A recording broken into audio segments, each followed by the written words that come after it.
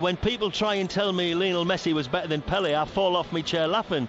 Because Lionel Messi, I'm not saying anything other than he's one of the greatest players in the world ever. Full stop, not arguing. But he didn't have to put up with the kind of waist-high tackles that Pele and George Best had to put up with week in, week out.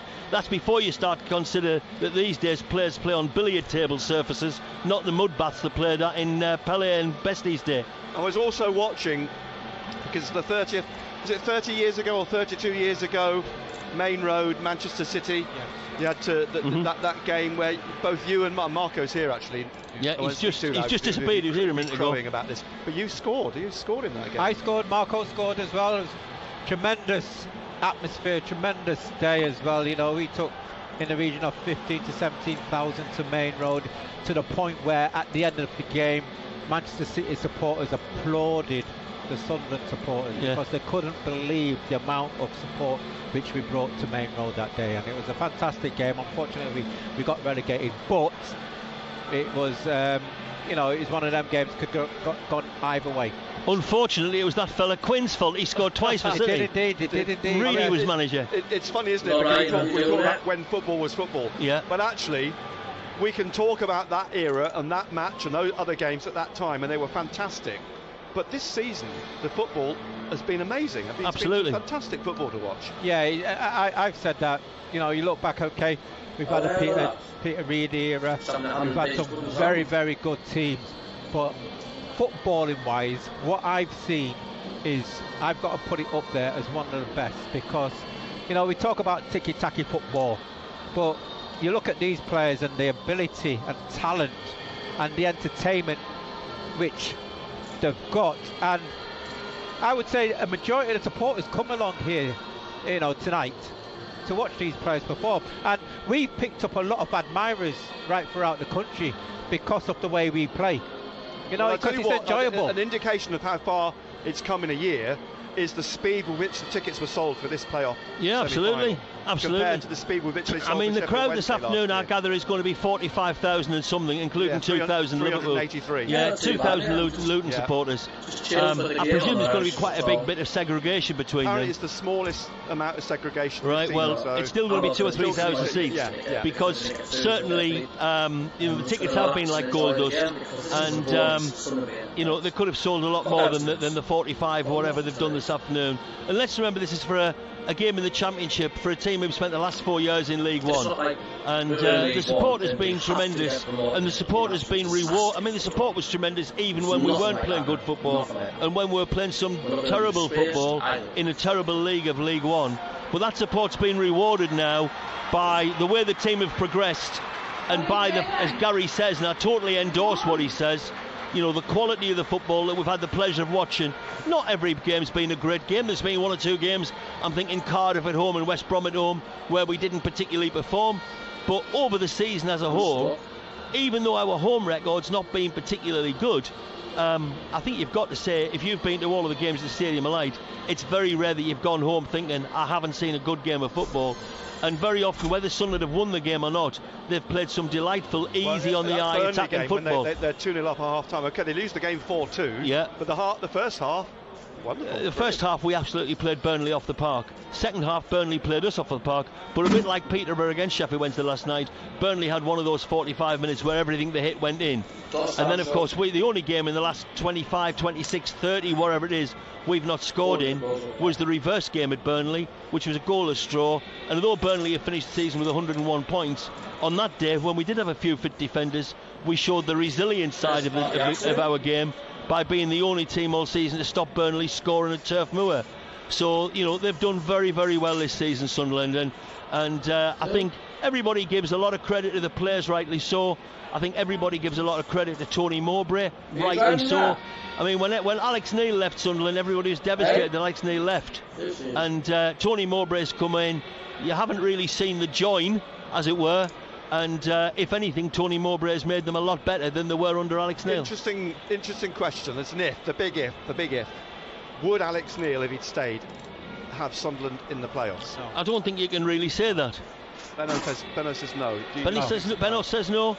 I don't know. The reason why I say no is that Tony Mowbray's just got on with the job. He hasn't moaned, he hasn't groaned, he hasn't said, oh, we have got no centre half, we haven't got any centre forward, this is the reason why, whatever.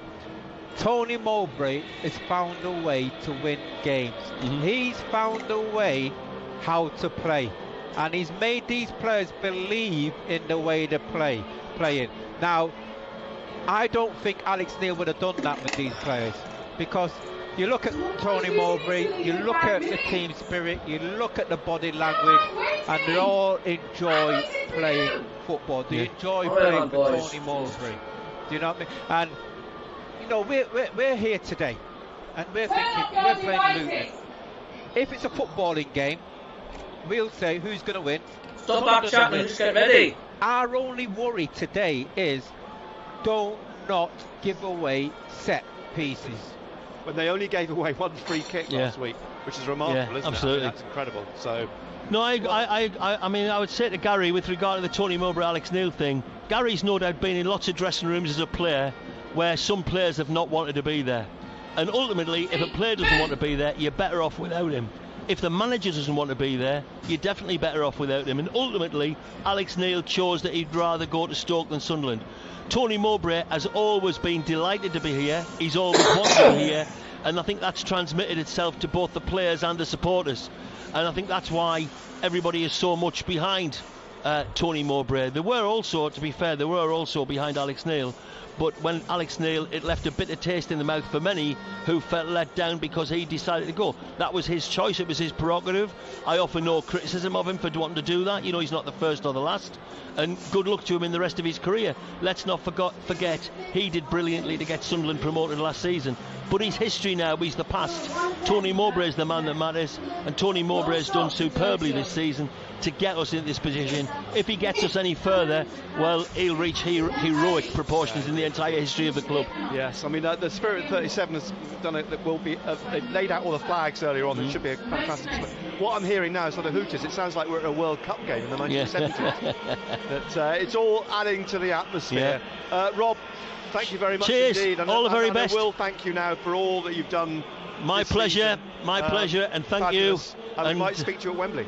Well, you never know. I'm not going to categorically say this is the last time. Let's hope so. Talking to you at Wembley as let's hope so. Let's all look forward to it. But first of all, let's look forward to this afternoon's game. Get behind the lads, and hopefully over the 90 minutes, and hopefully not another 30 if it goes to extra time at Kenilworth Road.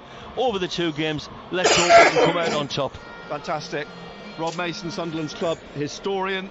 Atmosphere building nicely here at the stadium. Right, it is a sellout, bearing in mind segregation and all that these days. There'll be around 45,500 at the game this afternoon. The Sunderland team is Patterson, Hume, O'Nien, Gooch, Neal, Ekwah, Roberts, Pritchard, Clark, Ahmad and Gelhardt. It's an all-out attack team. Attack. The bench is Bass, Huggins, Barr, Taylor, Liaji, Mishu and Anderson. 8 changes for Luton, but we expected that if you heard Simon Oxley from the BBC in Luton last night on Total Sport. He had pretty much speculated there would be 8 changes today, and there are. Well, it's been quite a day already around the country, and certainly in the game involving Leeds and Newcastle earlier today. An incident on the touchline as well, which I'm sure is going to get some traction.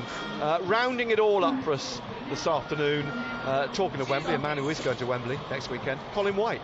Yes, indeed. We will be with Gateshead for their FA Trophy final next Sunday, but plenty football to come. Between now and then, thank you, Nick, thank you, Gary, for the moment. We will come back, actually, to that Newcastle United game, which was the first Premier League game of the day, very shortly, but the 3 o'clock kickoffs have all just finished in the last couple of minutes. Southampton have been relegated. They had to beat Fulham today, and they didn't. They lost 2-0. Carlos Vinicius and Alexander Mitrovic in the second half for Fulham. As it turns out, even if they had beaten Fulham, Nottingham Forest's point at Chelsea. It finished 2-2 in that one. It would have relegated Southampton anyway. Chelsea 2, Nottingham Forest 2. Forest were 1-0 up at half-time. Taiwo Awoniyi with that goal. Then Raheem Sterling scored twice in the first 15 minutes of the second half. Chelsea were leading, but then Awoniyi got his second for Forest. So Chelsea 2, Nottingham Forest 2. Still no, they have now finished. Aston Villa 2, Spurs 1. So Spurs cannot make the top 4. It is 4 from 5 now for the Champions League. Aston Villa 2, Tottenham 1. Jacob Ramsby and Douglas Luiz for Aston Villa. A Harry Kane penalty in the 90th minute. Nothing in the end more than a consolation for Spurs. Crystal Palace have beaten Bournemouth by 2-0. Eberechi Eze scoring both of those. Manchester United 2-0 winners over Wolves as well. Anthony Martial and Alejandro Garnacho. It means that in the Premier League, because Newcastle United drew at Leeds this afternoon, Newcastle and Manchester United level on points. Still a huge goal difference swing between the two. Newcastle's goal difference is plus 32 and Manchester United's is plus 10, but they are both level on 66 points. Let's talk about Newcastle United then. That 2-2 draw at Leeds United. Leeds, of course, managed by the former Newcastle boss Sam Allardyce. They took the lead early on, and then Patrick Bamford missed a penalty. Well, Nick Pope saved it. So they had a chance to go 2-0 up. The Magpies then came back and led 2-1 with 20 minutes to go. Callum Wilson scoring both of their goals, both from the penalty spot, but then a late strike from Rasmus Christensen, which took a huge deflection off Kieran Trippier. It meant the points were shared. The Leeds defender Junior Firpo was sent off in the dying minutes, but Newcastle dropping points for the second match in a row. Eddie Howe is, of course, Newcastle's head coach, and he's been speaking to Matthew Racebeck. It was a real battle. It was everything we probably thought it would be coming into the game. Sam Allardyce's style of play and the crowd, we knew today was going to be a big challenge for us. I thought we started really well. I was really pleased, and then we conceded. And then the penalty happened for them, and you fear the worst. So we did well to regroup and come back into the game. To get into the top 4 is never going to be easy, and this game today was never going to be easy. So we're disappointed being 2-1 ahead not to get over the line, but we have to accept that. We have some tough games to come, but it's in our hands, and at the start of the season we would have given everything to have been in this position. Well, no, I back Callum, having worked with him for so long. I think that the thing he did really well today was on the second penalty. The first one was really well put away at a key time in the game, but the second one he had a long delay. The goalkeeper had already seen his attempted first penalty, and then he's changed his mind. He's gone down the middle. I thought it was an exceptional piece of display of his mentality, really, and all credit to him. Eddie, you had Alexander Isak on the pitch, but Callum Wilson took both the penalties. So is he your number one penalty taker then? Because Isak obviously has taken 2 and scored 2 earlier in the season. Well, I think the thing is, Razor, I'd back both players to take penalties and score. Callum took the honour today. But both have taken huge penalties for us and taken them very well. So I'm delighted that Callum took them, and the way that he scored the goals, it was great to see.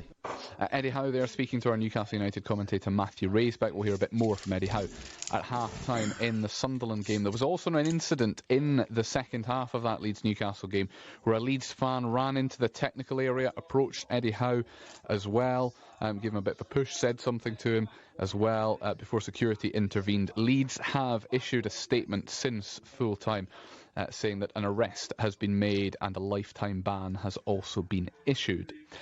More playoffs today. The League One playoffs after the 4-0 thumping by Peterborough over Sheffield Wednesday last night. The second semi-final had its first leg earlier on today. That kicked off at 3 o'clock. It's just finished. Bolton won, Barnsley won.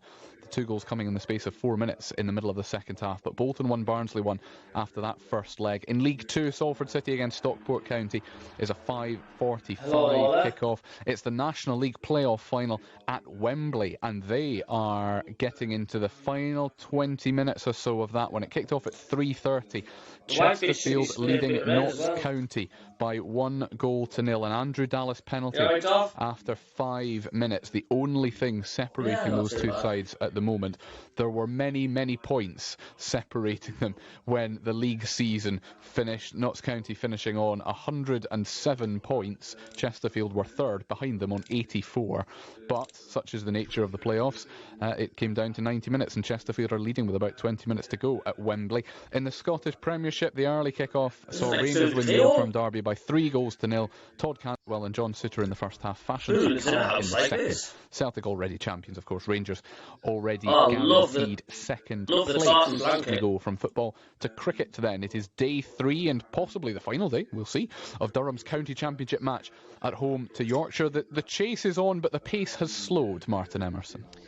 Yes, they got off to a flyer. Alex Lees hit a few boundaries on his way to a quick-fire 38 before he then played Matthew Fisher. Durham 47 for 1 at that point, inside the 10th over, chasing 246 to win. They're then on Scott Borthwick for 11, caught by Don Bess off the bowling of Jordan Thompson. He just flicked one to mid-wicket. At tea, though, Durham in a decent position, 109 for 2 and needing another 137. And there's been a little bit of inadvertent fortuitousness for Yorkshire, because Don Bess fielding at mid-wicket has just been bashed on the knee by Michael Jones. He pulled a shot at him and it bounced and hit him on the knee, and he was going to try and bowl the next over. He was clearly in a lot of pain, limped up to the crease, decided he couldn't bowl, so he's gone off the field for treatment. That brought George Hill into the attack instead when it wasn't intended, and he's got a wicket with his 3rd ball. And Johnny Bairstow taking a great low diving catch from an edge from David Bellingham. For Nottingham Forest, 19 for Durham, 130 they are now,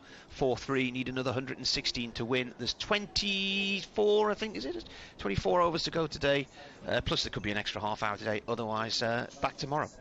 Martin, thank you very much indeed. Whether it finishes today or continues into tomorrow, the commentary is, as always, on the BBC Sport website and the BBC Sport app. It's playoff semi-final weekend in Rugby Union's Premiership as well. Sale face Leicester tomorrow, but today it is first against 4th at Northampton Saints away at Saracens, and the Saints are clawing it back. They were 21-3 down at half-time. A couple of tries for Sean Maitland for Saracens, but it's now 24-15.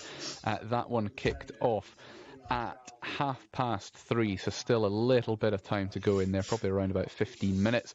In Rugby League Super League, St Helens beat the Salford Red Devils by 26 points to 12 earlier today.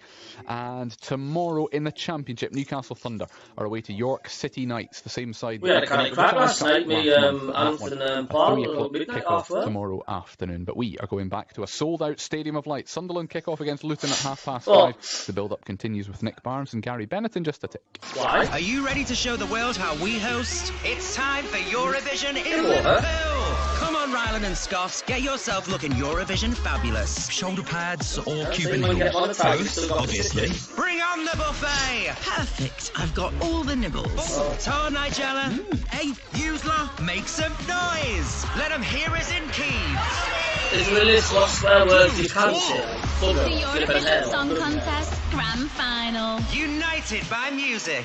Tonight on iPlayer and BBC Sounds. The EFL Playoffs. BBC Radio Newcastle.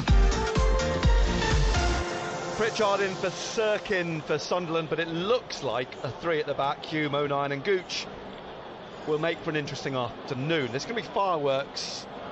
I say fireworks, there'd be pyrotechnics before the game kicks off. Last time they were over at the front of the East Stand, I think, weren't they? They were now below us, at the bottom of the West Stand, and earlier on they had a little burst, a little practice run when we were sitting down the bottom there, and you could feel the warmth, you could feel the heat. Just need Liverpool to win now to close the gap on Newcastle. At the back of the West Stand. It's been a glorious day, actually. I think it's defied the forecasters, because I think it was meant to be a grey day, actually, a little bit cooler, but it's a little bit cool, but it's a lovely, lovely early afternoon. I have to forget it's 5:30 the kickoff, which is a little bit out of kilter with everything, but there you go. Let's hear from Pierre Ekwah, who's had a very good few weeks. He's in the starting 11 again this afternoon. I spoke to the French midfielder on Thursday. Pierre, good to speak to you at last. I'm told that you speak, well, I obviously speak French, but you speak Cockney.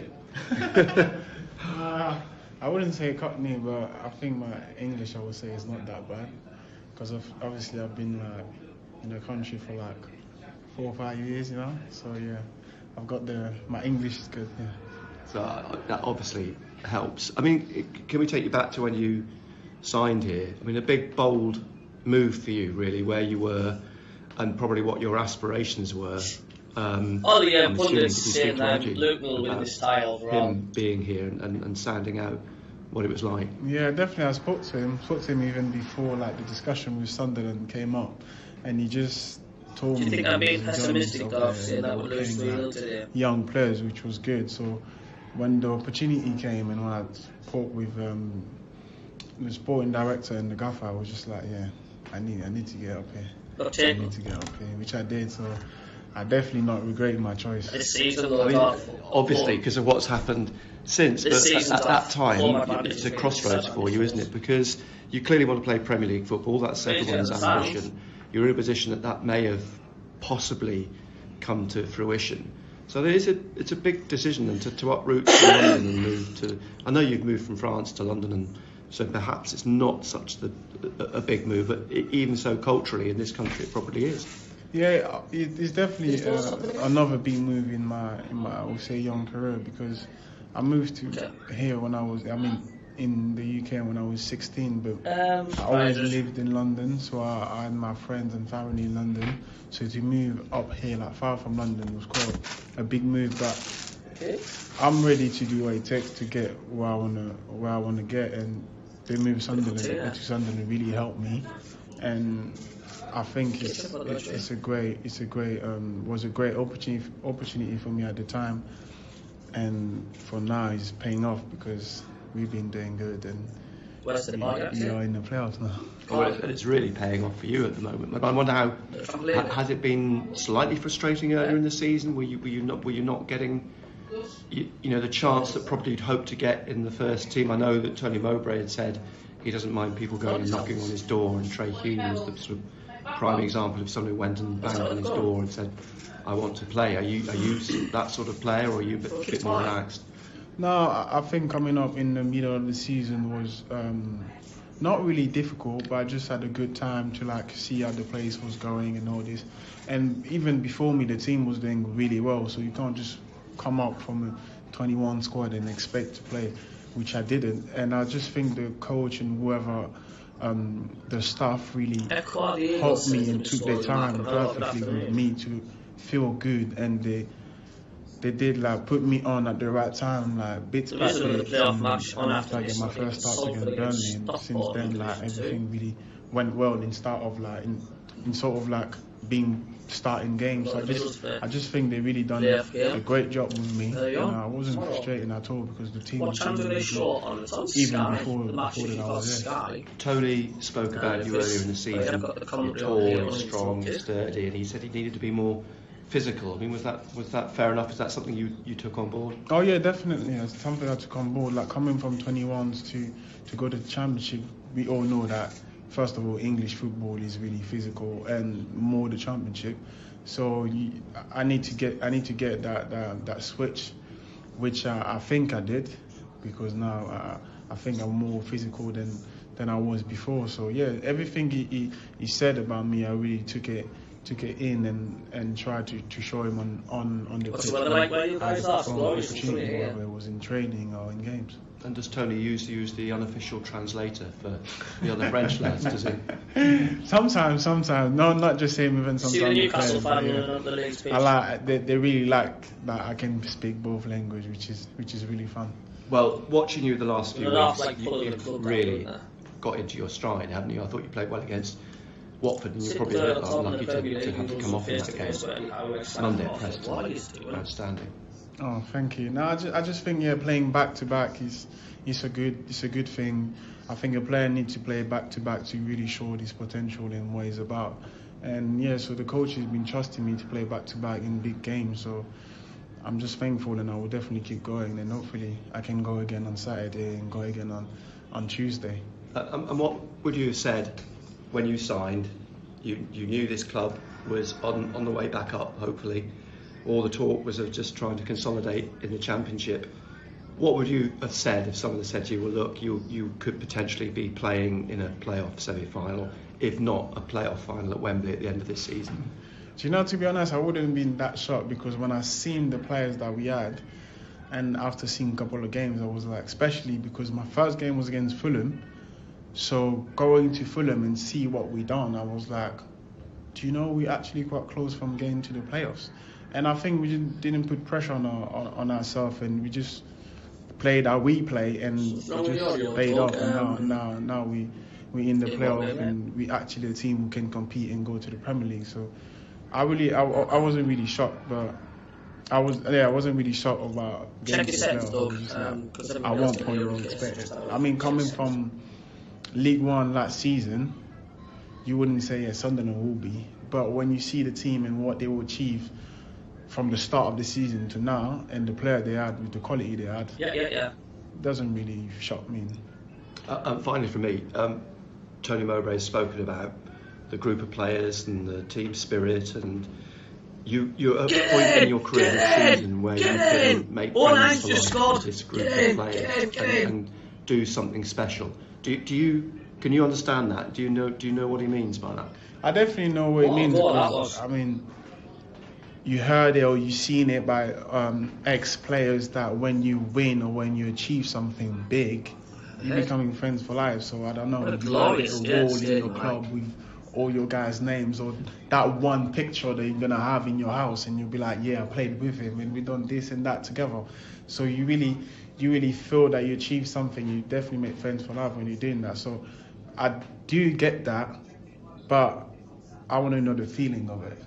I understand it, but I want to get the feeling. So I want to get to the Premier League, and I want to win the playoff and be like, yeah, I made it life and we achieved something. You know, that feeling of like, yeah, we done something like bigger than us. Like we put the club back into the Premier League where it belongs. So if we do that, it will just be unbelievable.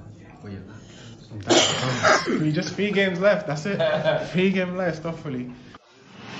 The EFL Playoffs. BBC Radio Newcastle. Pierre Ekwah. So let's now hear from the Sunderland head coach. I was chatting to him as well after having spoken to Pierre, and there's a relevance in that. Here's Tony Mowbray. How much of an extra benefit, in a sense, is it that this team does seem to have this DNA, this never say die attitude? Is it worth almost an extra couple of players to you? That spirit, that willingness never to start the fire from give up? law, however that says Brian. Yeah, listen, I hope so. I think when you talk about 09s and Gucci's and them sort of players, they are, and I know Luke's not a Sunderland boy, but they seem to me as if they're steeped in, you know, these warrior traits of people from the northeast. Really, it's and that sort of rubs off on other players, because, you know, I don't think you could ever say, and I say this with total clarity, that, you know, you can't say Patrick Roberts is a warrior and a soldier. He's an artist, isn't he? He's a dicky dancer who sticks it through people's legs and feints to shoot and cuts back inside and then checks again. And, you know, as I've said, an amazing footballer. But I think when he sees 8 or 9 other people running and tackling and fighting and, you know, chasing these guys that, you know, maybe have got bigger reputations, I think Patrick has to get on board and come along with it. And I shouldn't isolate Patrick, because we've got a few really, really talented footballers that, as I said earlier, I try and demand that they work the hardest of the whole team, because if we've got our best players working as hard as our warrior players, we've got a chance to win. We've spoken to Pierre. You're absolutely right about that. I mean, I will. An aspect of his physicality, he says that was absolutely fair at the time to bring him up on that because of the size that he is, and he certainly responded, hasn't he? I mean, his performance against Preston, especially on Monday. Yeah, I think every time he's been on the pitch, he's done very well. Obviously, the late penalty against Hull was a learning curve for him, but I think he brings real composure about in possession on the ball. He has to try and help the team with his level of physicality, which he's trying to do. And the fact, you know, here we are, because Mitchell's out there training now. He's in training, full training, and so, and yet in my mind, I see at this moment, because of the level of performance that Pierre's put in. That Ekwah has to sit behind that at the moment. He wants to Scooby-Doo. Mention that, and you've talked about it. You've talked about it today as well, about this team having something to keep for the future. And Pierre's talked about, he'd love to have that picture of this team on his wall at home when he's older to look back at and still be phoning them as friends, and to think he's part of something that was so special. Yeah. That'd be nice. Listen, I do think you have to achieve things for that to happen. Otherwise this team could break up a little bit. Some of the loan players. So in '86 we didn't have such things as loan players. But teams can break up, and if it's only an average season next year, people forget about the achievements of a young team in a season full of adversity with injuries. But if we do manage to win 3 games on the bounce, we've also gone 15 games unbeaten. People will remember for a long time in history about the season that they've played, how it was achieved. It will be historic. Only one team has actually won successive promotions from what is now League One, the Championship, into the top flight, and that was Notts County in 1991. And Neil Warnock, ironically, was the manager. But what it shows is just how difficult that is to achieve. If you were to achieve it, it would be something monumental. Yeah, long way to go though. I think it's amazing for the players, and as I said, it's really important to mention the team behind the team, and all the work. I've tried to mention the last few weeks really about the the kitchen staff, but the analysts, the sports science department, the coaching department, everybody put in a lot of work in really, and for them more than anything. Let me have a check. Let me have a look. Hold on. For the club, because as I've tried to say, the whole picture, the club is so amazing. So many people are so affectionate about the club. Just to achieve would make so many people happy. But there's something in my stomach that says football isn't always that way, is it? Football always can kick you in a place where it can hurt, and so that's why you guard it. And I go back to what I said before with there is a self-protection mechanism in football. I think you have to have one. But isn't there a moment? I mean, I think at Deepdale, you let yourself go for a moment or two just at the end, and the whistle, that bank of Sunderland fans. Is there a moment when you know you're in a season like this season? It's not going to come crumbling down around your ears now, because whatever you've achieved thus far, it's been a remarkable season in itself. Can you not allow yourself a little bit in that circumstance? I like to be true to myself. Listen, we can dare to believe. I think what I mean. We can dare to think. Why can't we beat Luton over 2 games? We can. I know we can. And but Luton will think the same as well, and they'll see our flaws and our deficiencies, and we might look at them and think there's areas where we can hurt them. And who comes out over 2 games on top, and let's wait and see. I do think it's really, really tight. And the other stuff, I think you only have to be true to yourself, as I've tried to say in the main conference. My personality isn't to be extravagant. My personality isn't to be boisterous or loud. I like the good moments in my life, and I've got 3 sons. The good moments in my life, I like to soak it in, but internally really, and have them almost like I talk about when I turn the light off at night.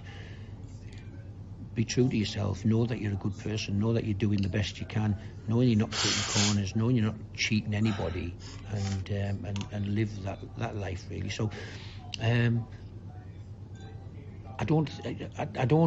you won't see me. I was encouraged by some of my staff really to come and celebrate with the fans really on Saturday.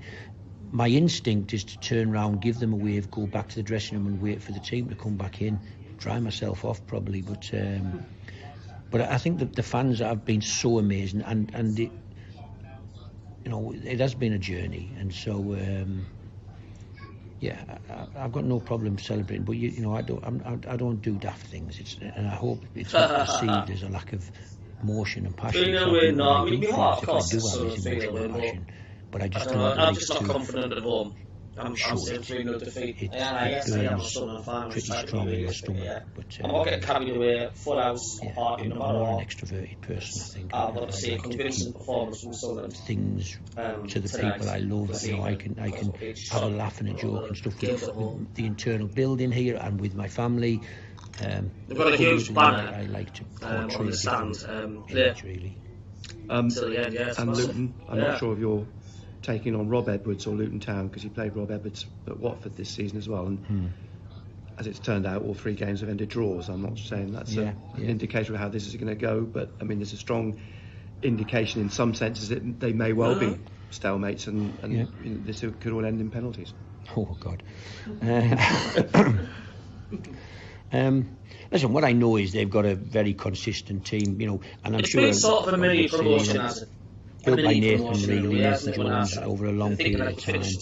I remember being at Blackburn in my first couple of years there, and Nicky Hartford, who's obviously got connections with this football club as well, he saying to me, and Paul Hart, who was talking after the game, they were trying to grow their club. They wanted to be like Blackburn Rovers. They wanted to dominate games. So we'd go to Luton and we'd, you know, pass them off the pitch, and yet they'd find a way to score a goal from a corner. And you know, the conversation was they wanted to be a team that could dominate football matches. Now, I think 4 very good teams that will go with the technical side of the game as much, but they can dominate football matches now with sheer physicality and sheer athleticism of their players. I feel as if they can leave their defenders one-on-one at times. They push in, they press high, they play high intensity, high energy game. You know, if we aren't exceptionally good with the ball at the weekend, we'll be in trouble, because they will be taking it off us high up the pitch. And I think it's a really good encounter, a good game of football, I think, and I think huge credit to Rob, because he's come from an environment where he's generally been good with the ball and had a system of play, and he's been bright enough to look at the group he's inherited that have been ingrained in a certain style and not tried to change it too much, and yet they do pass the ball a little bit more than they might have done under Nathan, and I think he's got to find the balance has been quite amazing for them, and their improvement of their club, the continual growth of their club is obvious to see by the points they get in seasons that have, you know, over the last 3 or 4 years. Nick Barnes and Gary Bennett, MBE. BBC Radio Newcastle.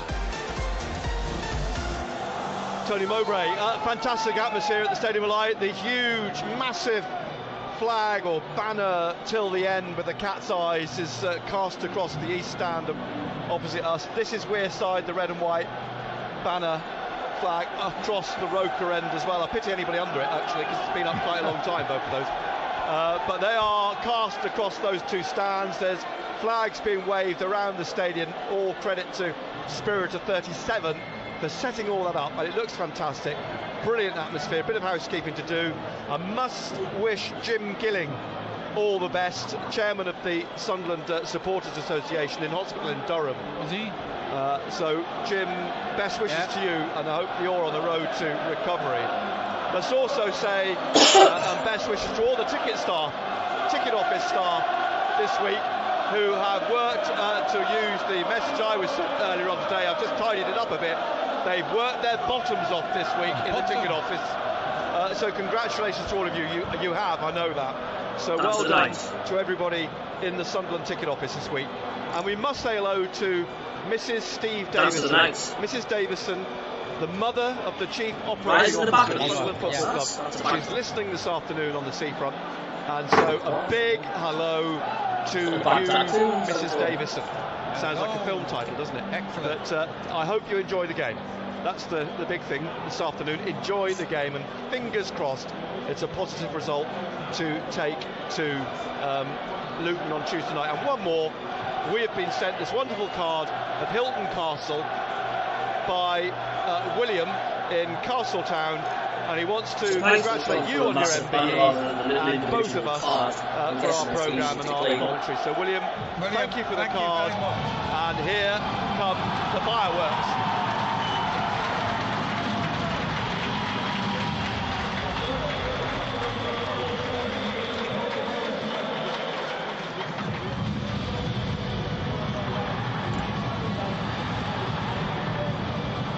did say it, didn't you?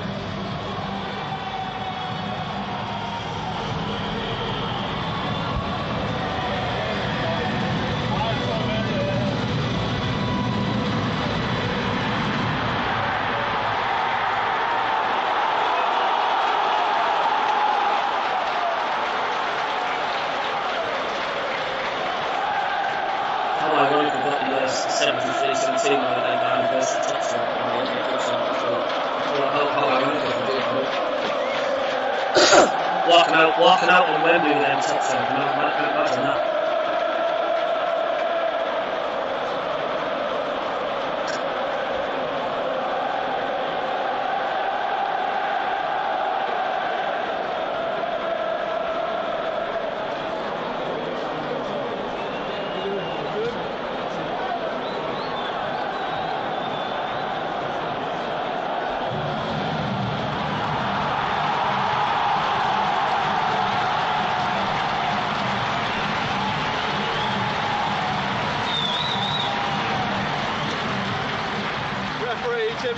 Leading out the teams, fireworks, or certainly flames bursting out of the black boxes lined along the touchline down below us here at the West Stand. Luton wearing dark navy shirts, white shorts, white socks. Sunderland in their red and white stripes, of course, black shorts, red socks. Terrific atmosphere. Sell-out Stadium of Light. The huge banners are furled away, so those that are underneath them can kindly see what's happening in front of them. And we are minutes away from the start of the first leg of this championship playoff semi-final, which would have seemed unthinkable in August. Indeed, you've got to say it's been a walking out on Wembley. A lot of that plans is going to go to the players, the staff, the recruitment, and especially Tony Mowbray as well, because he's brought them on. Okay, Alex Neil signed them all off, but Tony Mowbray taking them along, and he's taking them to the next level. Sunderland with Patterson in goal, Hume, O'Nien and Gooch, Neil and Ekwah, Roberts, Ahmad, Richard, Clark, Gallagher on the bench, Bass, Huggins, Barr, Taylor, Yaji, Mishu and Anderson. Luton with Ethan Horvath, American goalkeeper, back in goal. Back three of Osho, Lockyer and Bell. Midfield then, Drame, Marvin, Nakamba, Doughty and Panzer, Clark. And up front, Morris and Addy Bale. I've got a poll on my channel, will Sunderland win today? 79% says 21% say no.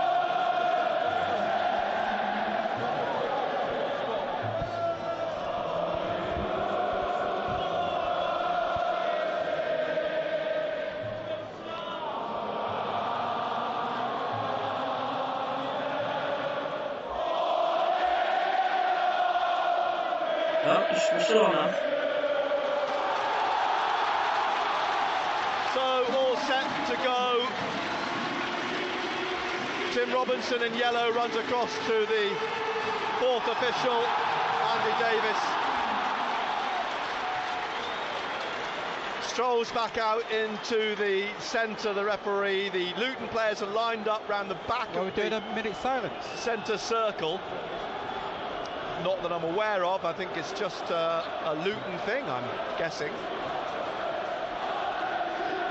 And here's the back three, Gooch, O'Nien and Hume.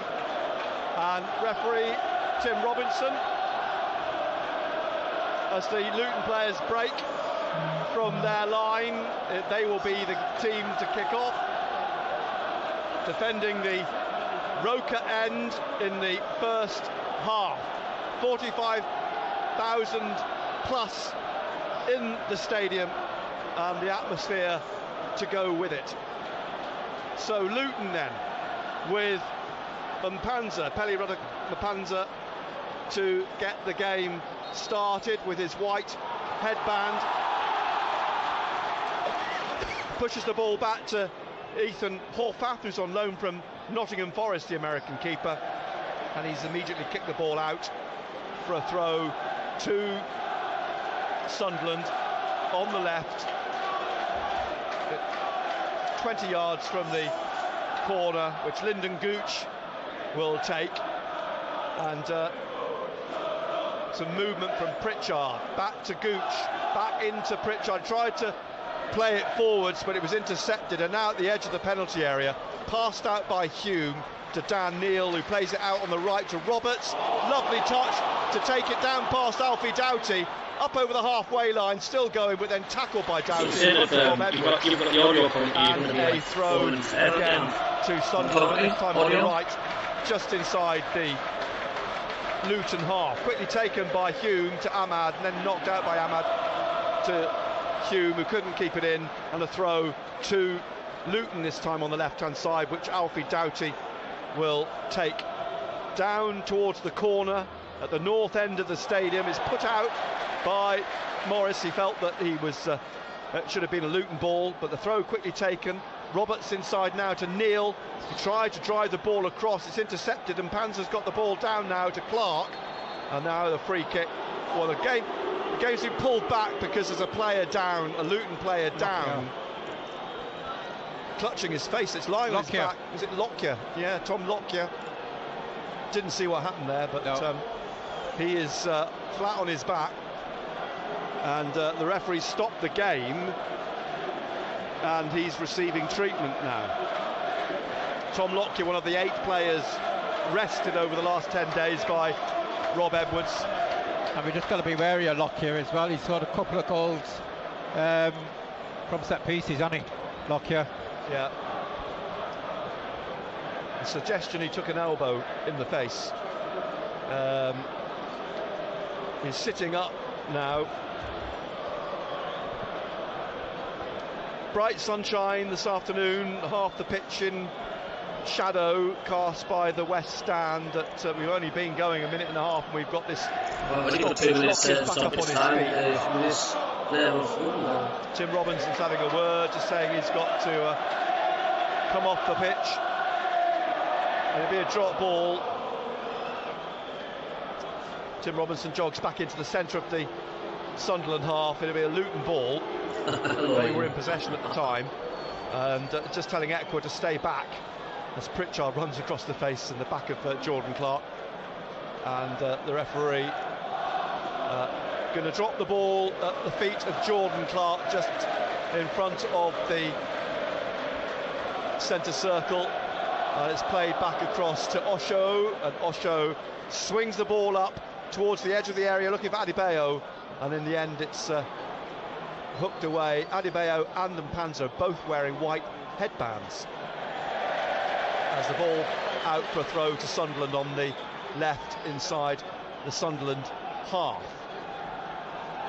There's 3 of them wearing headbands. Sorry?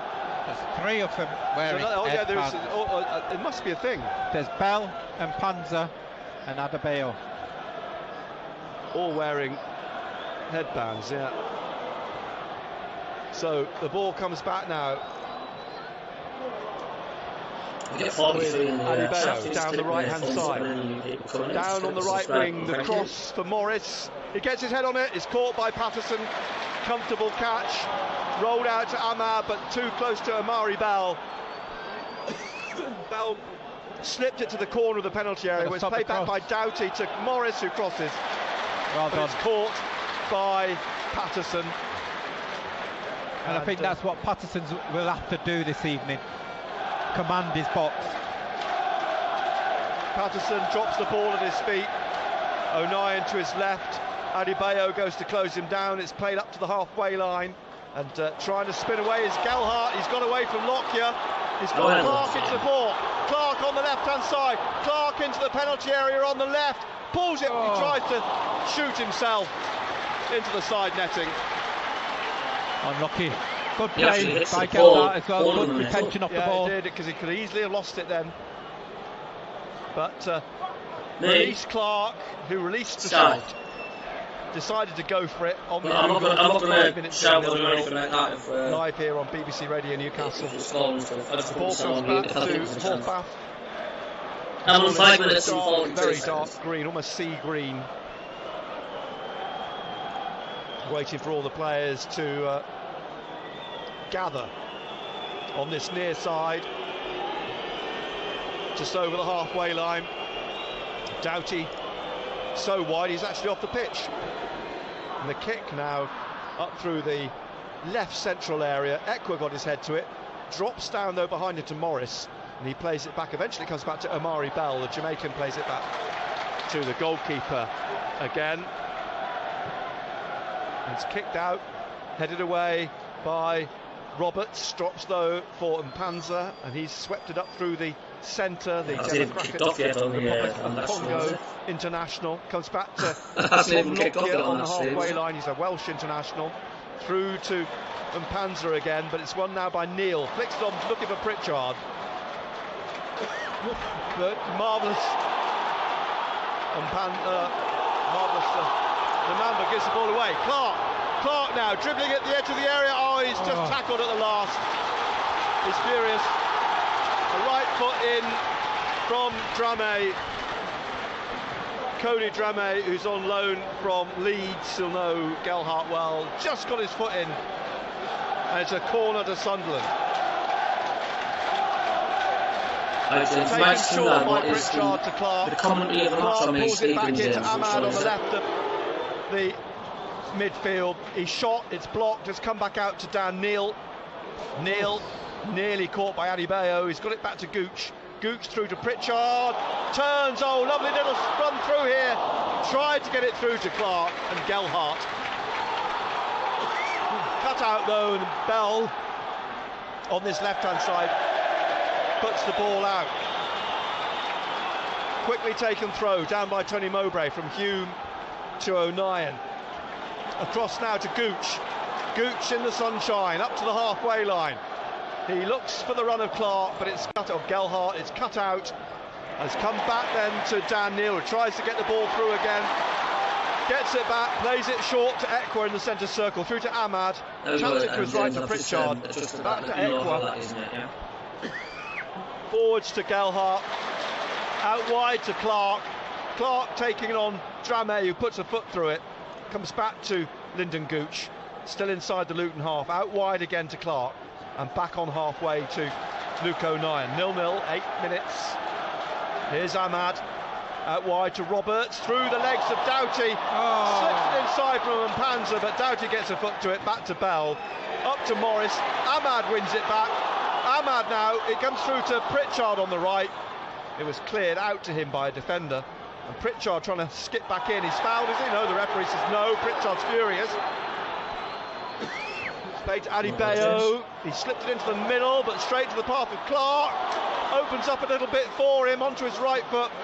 Out wide to Roberts. Roberts onto his left foot. Tries a shot. Oh, he's missed it! Spilled in front of Gelhardt, and he didn't react.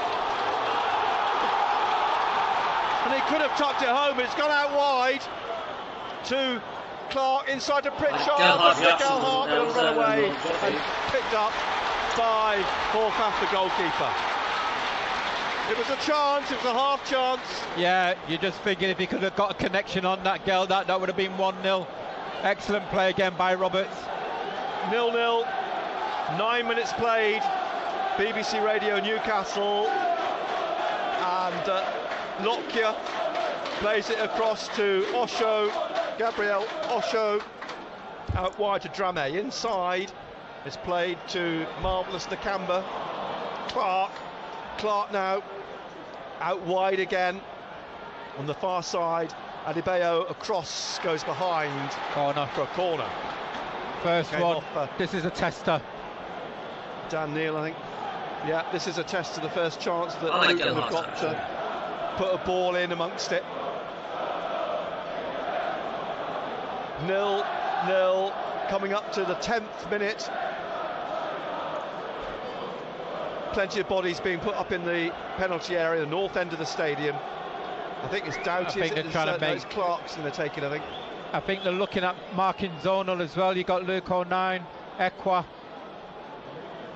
Lyndon Gooch. There's 4 players waiting to break from the penalty spot. It's driven in here, looking for Morris, who gets his head on it. It's in the air at the edge of the 6-yard box. Osho, Adebayo trying to get on the end. Oh, what a save by Patterson! But it's put home by Adebayo. An initial save by Patterson, drops in the 6-yard box. Adebayo follows up, and Adebayo has given Luton the lead.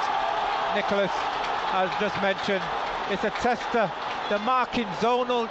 They're allowed to get a free header. They go and attack the ball. They win the first one. They get the second one. We were able to recycle the ball. It's fallen to him, and he's put it in the back of the net. And that's where, you know, that's where we are going to struggle. We said that from day one. Set pieces, but you've got to touch tight. You've got to touch tight. You've got to get hold of him. You've got to make it uncomfortable for him. Yeah, Patterson pulled off a good save to start with, but it fell to Adebayo. He was 4 yards out into the roof of the net. So 1-0 Luton lead. It's early in the game. It's early in the game, Nick. But if I was Tony Mowbray, okay, I would at least get Ekwah to pick up maybe Adebayo. Somebody pick up Morris. Yeah. Let them go man for man. Because they're most probably the 2-3 best headers of the ball. You know, somebody pick up Lockyer, and that's it. Well, Adebayo's 10th goal of the season, his 8th in the league. Osho clearing again. And the danger's always there with this giving away set pieces, corners. That we knew that was the threat. Ekwah trying to get out. A free kick. Foul by Mpanza. The good thing is it's early in the game, Nick. You know, well, that's it. It is, and they've been actually getting into the Luton penalty area.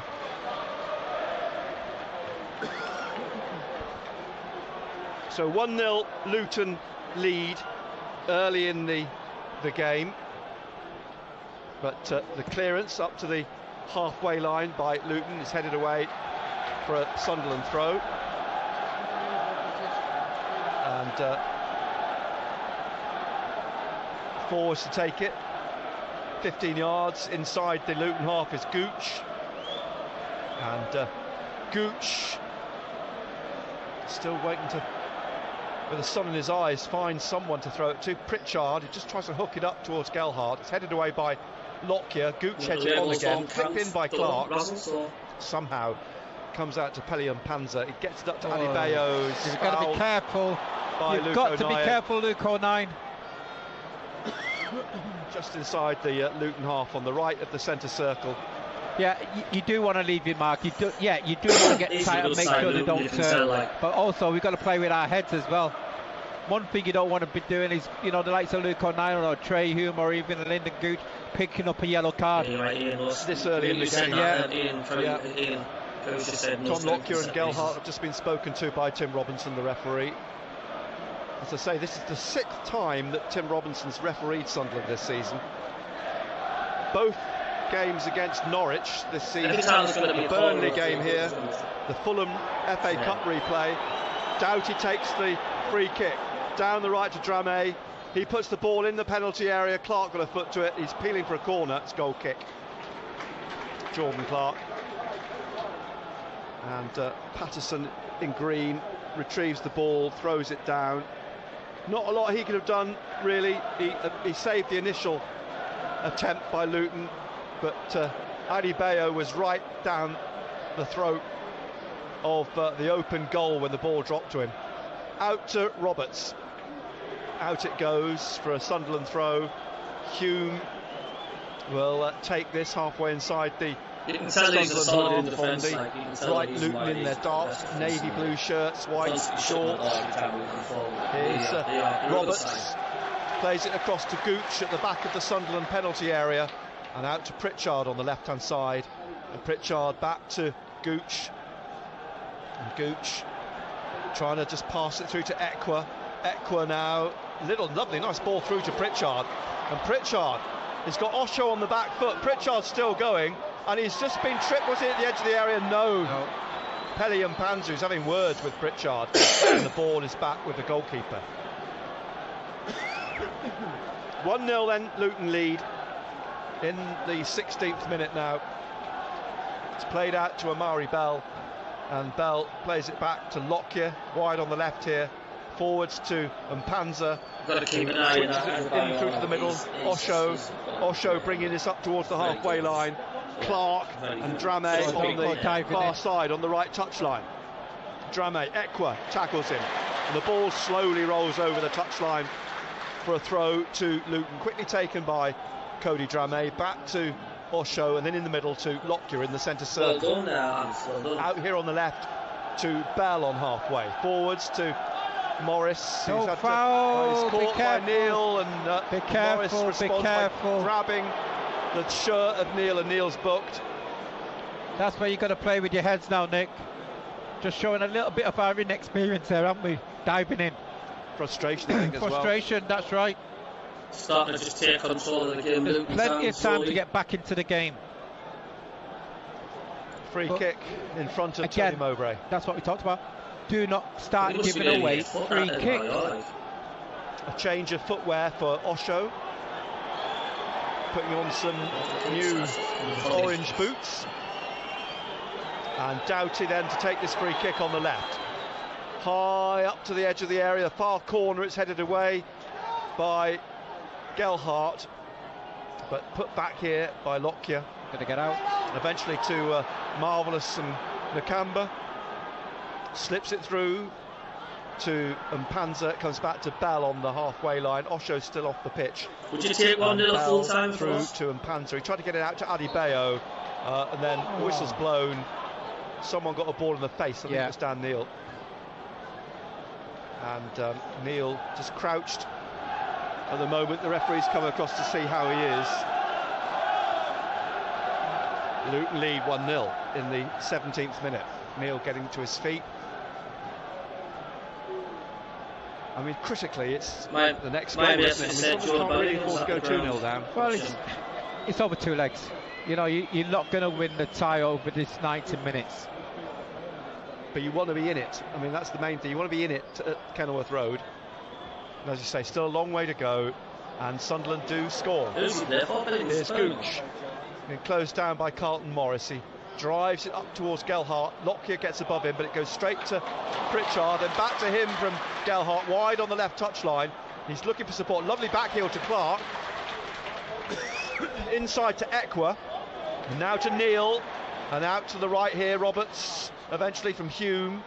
And Roberts looking to try and find a way through, but he plays it into no man's land, and Lockyer's got an eye. Oh, he nearly took his eye off it. We're being closed down by Ahmad, but Lockyer plays it up over halfway.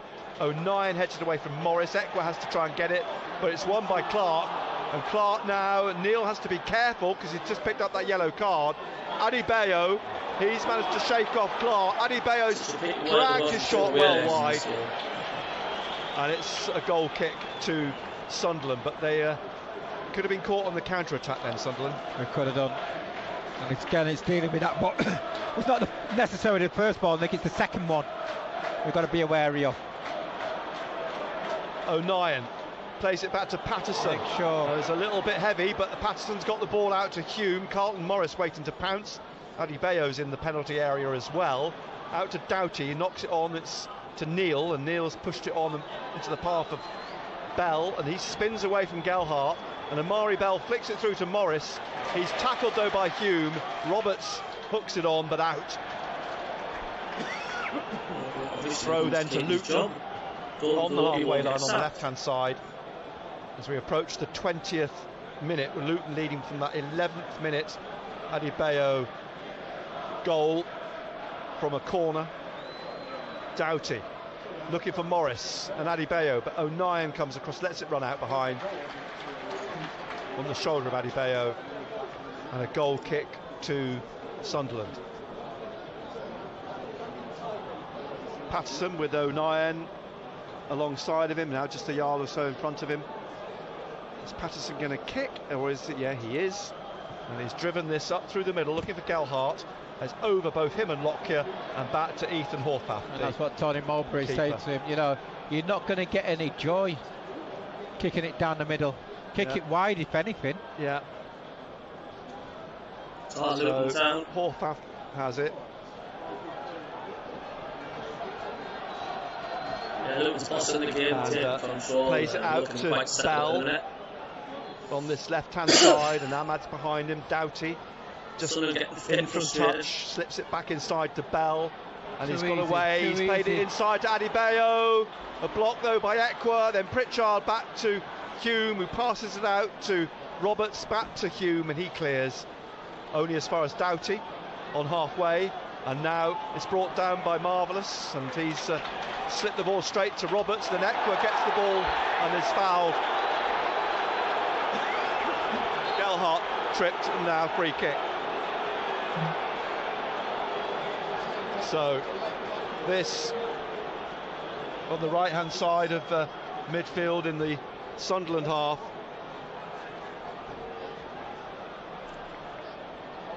Referee's having a word with Hume, I think, in a moment. He's ushered Nakamba away. It was Gooch. It was Gooch's captain, I guess he was talking to for some reason. Now he's talking to Marvellous Nakamba and Dan Neal. Nakamba runs away. It's a free kick to Sunderland. Short from Hume. He gets it back to Neal. And Neal. It's been given away again. It's picked up by Morris. Morris will shoot, but straight at Patterson, who gets his body behind it, falls on it gratefully. We're halfway through the first half. It's Sunderland 0, Luton Town 1. Out the ball to Gooch, wide on the left, back to O'Nien, and Luton have done a fairly good job of keeping Sunderland pretty much in their own half since they scored. Well, they have indeed, and I think Sunderland just need to get hold of the ball again, get a good feel of the ball again. 13, There's Hume to Ekwah, trying to get past Doughty, who stabs it out. It's a throw on the right again to Sunderland, and it comes back to O'Nien. O'Nien bringing it out through the middle to Ekwah. Ekwah lays it off to Hume. Hume on this right-hand side. Roberts goes to make a run, but Hume tries to find Pritchard. Give him a chance. In from Bell. It's played to Mpanza out wide on this left-hand side, on the touchline. He tried to slip in away from Roberts, but nearly tripped. Now Marvellous Nakamba gets the ball out to Doughty on the left, back to Bell. Runs into Ahmad, but Bell and now Nakamba get the ball back to Horvath. Out to Osho from the goalkeeper, and then to Drame wide on the right, looking for Clark. Don't dive in. He nearly got caught by Gooch, but he's away, Clark. Get across. He's got Morris in the middle. He's played it to Adebayo. Great block by Hume as Adebayo shot. Hume blocked it, but it's a corner. Nick, we are making schoolboy errors. Diving in there, Gooch is diving in there, yes. We're asking them to do a job. They're not an out-and-out defenders, and we can see it at times. Now what we've got to do, we've got to make sure we deal with this set piece. Another corner from the right-hand side. I would still say, Ekwah, go and pick one of the big lads up. Don't let them get a free header. You know, the likes of Lockyer, Adebayo, you know, Morris. All the big lads, and now here comes the corner from the right. Patterson gets away from Adebayo, gets in front of him and catches it. And now, in fact, Mpanza, he's trying to get the ball away, but Mpanza stood his ground, and it's eventually rolled out to Gooch on the far side. Played back into the middle to O'Nien. Roberts on the right touchline, but O'Nien closed down by Adebayo, plays it to his left to Gooch. Gooch now playing it through to Pritchard, just in the Luton half, trying to get it to Clark. He's kept it in, Clark, on the far side. He's done well. He's come back inside, back onto the halfway line, back behind it to Gooch. And Gooch now, Tony Mowbray's arms in the air, waving. Ekwah back to O'Nien. and out to Gooch on the left-hand side. No. And it's a throw to Sunderland as Gooch tried to get the ball forwards on that far side. Sunderland 0, Luton Town 1 in the 26th minute, and Luton win it again and then lose it. A throw to Sunderland on the far side. Gooch again with this throw halfway inside the Luton Town half, looking for some movement down the line to Clark, hooks it back to Pritchard, gets it back again behind him, Clark, and Clark now, well, he's got Osho on his shoulder, pulls him down, and a free kick to Sunderland halfway inside the Luton half, about 10 yards from touch. I just think they need Quickly to get a touch on the ball again. Pritchard back to Gooch, Gooch to Ekwah, closed down quickly by Nakamba. He's still got it, plays it back to O'Nien on the halfway line. O'Nien across to Ahmad here. Ahmad's not really got in the game yet, and he plays it back to O'Nien, through to Ekwah, back to O'Nien, then out to the left to Gooch, into the Luton half, a block by Clark, out it goes, another throw for Sunderland, 15 yards in the Luton half on that left-hand side, and Gooch, referee wants to get on with it, down the line for Gelhardt. He's got Lockyer on his shoulder, slips it inside to Pritchard, trying to get in here, and he managed to get to the byline and pull it back with Osho on his shoulder, but the ball pulled back into the goalkeeper's hands. Yeah, he's made some good little runs there, Pritchard. And the ball rolled out to Marvellous Nakamba, and he plays it out.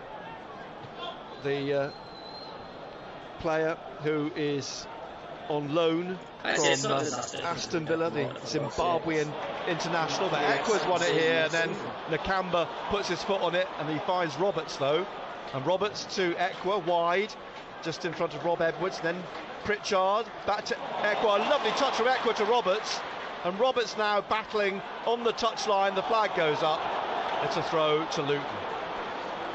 Trying to get the better of Alfie Doughty, Roberts on this near side. 1-0 then still to Luton Town. Nearly played 28 minutes. And Amari Bell, 8 caps for Jamaica, will take this throw. And he's going to hurl it down towards Adebayo, but Ekwah gets above him, heads it out. And it's a throw again to Luton Town in their navy blue shirts. Doughty, Alfie Doughty, former Charlton Stoke midfielder, will take the throw. Tony Mowbray standing like the Gateshead Angel. The ball dropped back to Doughty, inside to Mpanza, but then Ahmad wins it and gives it away. And Nakamba then loses it. Gelhardt, oh, he's caught. Gelhardt on the halfway line, Marvellous Nakamba. It's a free kick to Sunderland. The referee wants a word. I think he's going to book him now. Had the earlier word, previous free kick for a foul, and now he's going to book him. Sometimes you just have to expect, sometimes you just have to say. Big Raw. You can let decide. 29 minutes played. Sunderland 0, Luton 1. And the free kick taken by Gooch, back to O'Nien, forwards through the middle to Ekwah. Oh, it's too easy. And Kamba taps the ball off into Adebayo. Adebayo nearly caught by Pritchard, but then he dived there. Neil got the ball off him. Gets it down to Clark. It's won back by Luton. Clark plays it back to Drame and back again to Osho. Out to Drame on the far side. Then Clark back to the loanee from Leeds again, and he plays it back to Lockyer. And Lockyer in the middle of the Luton half is going to play it to his right to Gabriel Osho, and out again to Cody Drame on the far side. And he plays it on, looking for the run of Clark. Heads it down. O'Nien gets the ball off him. Drops. Well, foul. Oh, he's not giving the referee. He hasn't given a free kick for that. The referee's given Luton a free kick. Oh, that's poor. That challenge by Gooch just outside. He's given him a yellow card. A card for O'Nien for presumably saying something unnecessary to the referee. That's poor. So O'Nien joins Neil. I think he's led with his elbow. That's what I think he's giving the free kick for as he's come across. This then right at the corner of the penalty area on the right-hand side for Luton. They lead 1-0. We are live on BBC Radio Newcastle.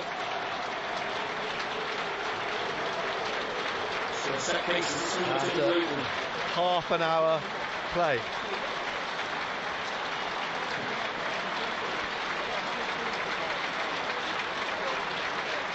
Can't afford to go 2-0 down, Nick. They can't afford to now, no, they can't. There's a huddle of Luton players at the corner of the penalty area.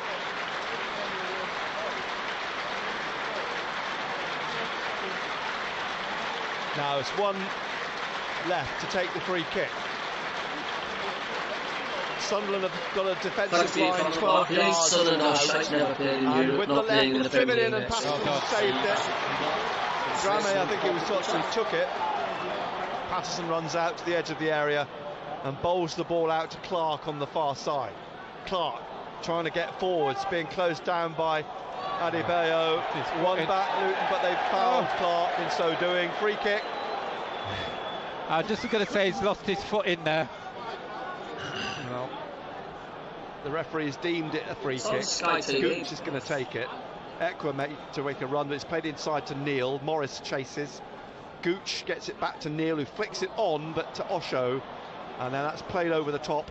It'll come down to Hume, whips it away from Adebayo, and Gooch drives it on. Up though to Osho. Pritchard urging everybody forwards. Back it comes though to the Luton keeper. Pritchard almost intercepted it, but it's played on. 32 minutes gone, what's your thoughts, lads? Drame.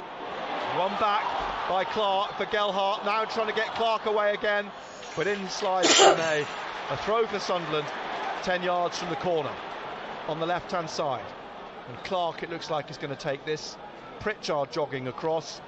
They've also got Dan Neils just on the corner of the penalty area, now making a run further forwards and towards the touchline. I think he does need some help. Clark with his throw. Pritchard trying to get across. Ekwah as well. It's eventually dropped and headed out by Lockyer. And Lockyer is in midfield now, passing this into the path of Doughty, but sliding across as Hume. And he puts the ball out off of Doughty for a throw to Sunderland, which is taken by Roberts. Comes back to Hume. Hume on to Ekwah. And Ekwah now on halfway, lays it off to Ahmad. Ahmad back to Hume.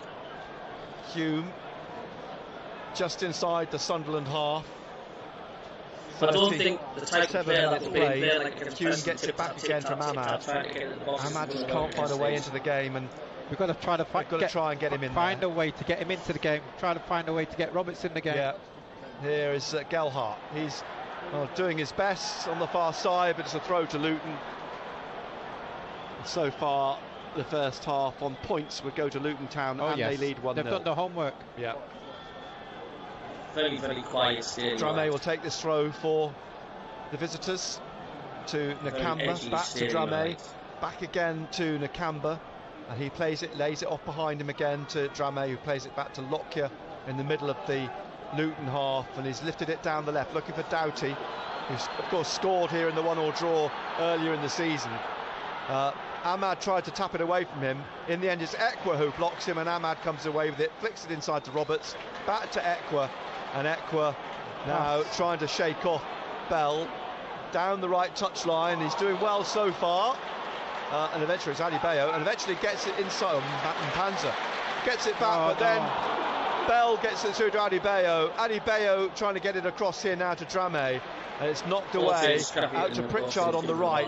Played it a little bit back behind Roberts. He tries a back heel and finds Ahmad. Doughty's on his shoulder and pulls him down. Quickly taking a free kick through to Neil in the middle of the Sunderland half. And then to Gooch on looking for Ahmad, but Osho's intercepted it. Comes down for Morris, and Morris now with Gelhardt trying to get back to him, plays it back to Mpanza into the centre circle again to Nakamba, and forwards is giving it straight to Clark. Clark going for Sunderland, up to the halfway line, looking for Ahmad, but Osho's got it back to Lockyer, across here to Bell. 10 minutes till half time, Luton leading 1-0. Doughty on the left, back to Bell, and Bell just looks up, plays it back again to Lockyer, and Lockyer, Gelhardt in front of him, plays it through to Clark, closed down by Gooch, slips it inside to Nakamba, back to Clark, almost on the penalty, on the centre spot, out to Mpanza, and Mpanza to Clark, back to Mpanza, and he taps it across here to Bell on the left-hand side in front of Tony Mowbray. Back inside, and Mpanza back to Bell, now looking for Adebayo, and there's a little flick from Morris to Adebayo. Roberts gets a touch, it drops for Hume, he finds Pritchard.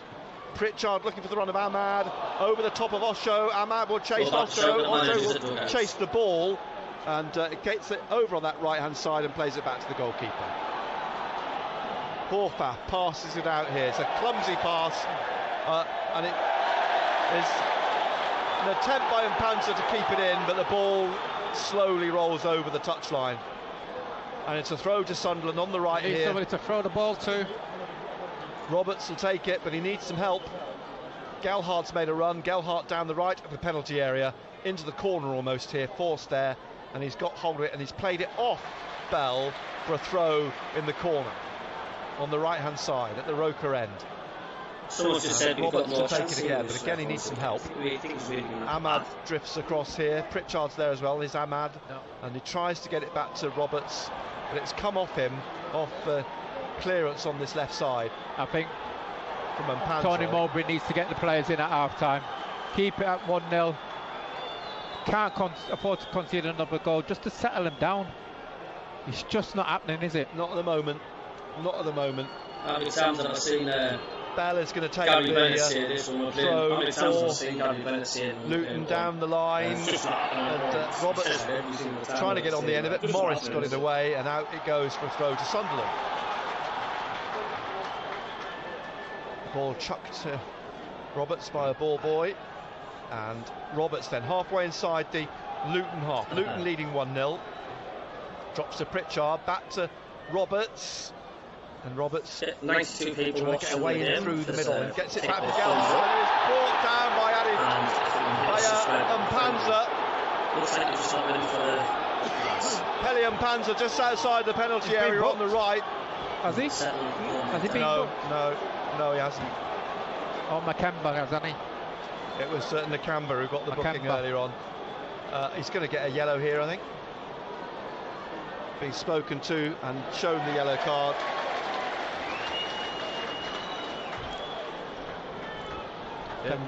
It's them white bands. Well, the three of them, they all look the same in height and stature, and all Mpanza. Oh, Mattiello! Diallo! And Diallo!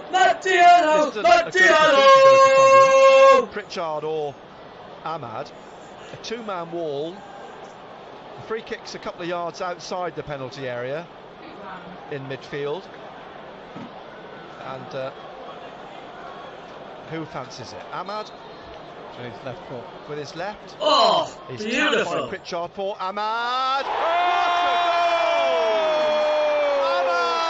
What a goal that is! Right on his knees into the corner. And in the 39th minute, Ahmad, the little we never score from set pieces. Conjured up a magnificent free kick and curled it in the top left corner. Sunderland 1, Luton Town 1. What a gem. What a goal. Everybody knew what they wanted to do, but they're thinking, can he do it? But what a strike that is. Tony Mowbray. What a goal. And it's not a one-off. He does it all the time. So 1-1, all square. And that'll be a tonic to take into half-time. They've not really been in it the first half, and now they're back in it. That is a with strike. That Ahmad goal. That is a strike. He's a little diamond, no question. I tell you what, it was worth the money to pay to see that. Keeps doing it. Sunderland 1, Luton Town 1. The restart played back to Horvath, the goalkeeper. A couple of flares have gone off. The person that gives the ball drops down here on the right hand side for Clark, trying to get the ball in, a back heel, but straight to Clark, and then it's out for a throw to Sunderland.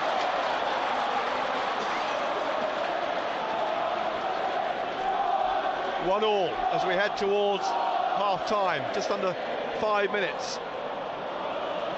Gooch the minutes with this throw, it's the shadow encroaching across the pitch, and Gooch hurls it down the left. It's headed back by Osho. Ekwah gets his head to it. Nakamba throws himself at it, but Neil comes away with the ball that overhits it down the left, and it's a throw to Luton.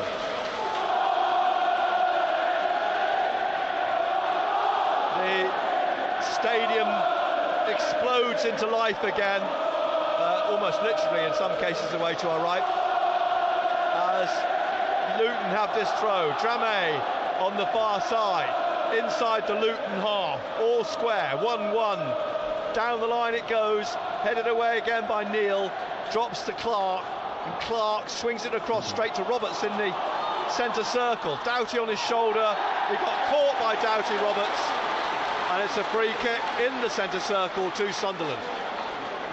Roberts quickly out to this right hand side in space.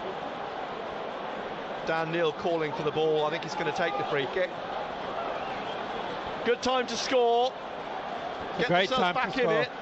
Readdress the problems that they clearly had in the first half. Yeah. At half time. Here's Hume. Roberts. And Roberts now through to Gelhardt. Gets it to Ekwah behind him. Slips it to Pritchard. Back to Ekwah. And Panzer's on his shoulder. Ekwah's still going, and he's just shouldered off the ball in the penalty area, and the ball rolls behind. It's a goal kick. Pritchard trying to tell the referee that should have been a penalty, but it would have been very soft. Ekwah going down on the shoulder of the defender, and a goal kick it is. Roberts and Doughty absorbed in a conversation down below us. Now the ball played out wide to Dramé on the far side. Clark goes to close him down, a former teammate of his at Leeds back in the day. The ball kicked up high in towards Adebayo, but it's won back by Neil. He's got the ball back to Clark, and back again to O'Nien, and O'Nien gets it across here with a little bit of work from Trey Hume, and Hume gets it back now to Patterson. He's got Adebayo in front of him, but kicks up through the middle. Nakamba gets his head to it, then Ahmad gets on the end of it. Pritchard looking to try and get Gelhardt away, chests it forwards out to the right wing. Roberts though beaten to it by Doughty. Ball hasn't gone out, it's rolled back here to Hume, and Hume back to O'Nien, and across to Gooch on the far side. Gooch into the Luton half, 1-1 here with a couple of minutes till the end of the first half. Gooch was pass forward, intercepted by Nakamba. It's come back to O'Nien. O'Nien to Ahmad, much better from Sunderland now. Ahmad into the penalty area, onto his left, tries to curl it, it takes a deflection. It's a corner for Sunderland. Excellent play again by Ahmad, and that's what we mentioned before, get him into the game. There he is. Short corner, Pritchard. Back it comes to Clark. Clark on the left. Jordan Clark in front of him. And now Jack Clark shoots, and it comes off Doughty. Another corner.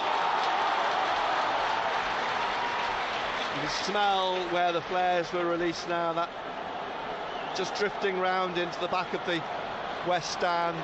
Pritchard's gone down on the left to take the corner. In the last minute of the 45, Sunderland 1, Luton Town 1. Across comes Neil here from a short corner into Jack Clark, and then out to the left again. Neil to Pritchard. Doughty in front of him. Pritchard onto his right. Hooks one in the air. It's headed down by Mpanza, only as far as Roberts. gets it on his right foot in the penalty area, and a block by Bell, and a throw to Sunderland. A yard or two from the corner on the right. To Ahmad, flicks it up in the air. Was he fouled? He's gone down. The ball out to Adebayo, and Ahmad's still down, but the referee stopped play. We'll have 2 minutes, but Ahmad's lying on his front, and the referee stopped play to see what the situation is with Ahmad. Ahmad, who scored a spectacular equaliser from the free kick, kneels and getting to his feet. A lot of people heading to the concourses for half-time. And the referee jogs back now. Ahmad's back up on his feet. Where's he going? He's coming back to have a word with O'Nien. A drop ball to Trey Hume, actually, in the end, on halfway, on the Sunderland right. Played nearly, well, it's nearly a minute of the 2, so I think we'll get another minute on top of that. Hume back to O'Nien. Adebayo goes to close him down. Hume, O'Nien just taps it back to Patterson. Oh, he just took his eye off for a moment. It rolled behind him, and he's turned, spun, and got the ball out now on the left wing to Gooch, and Gooch plays it into Dan Neal.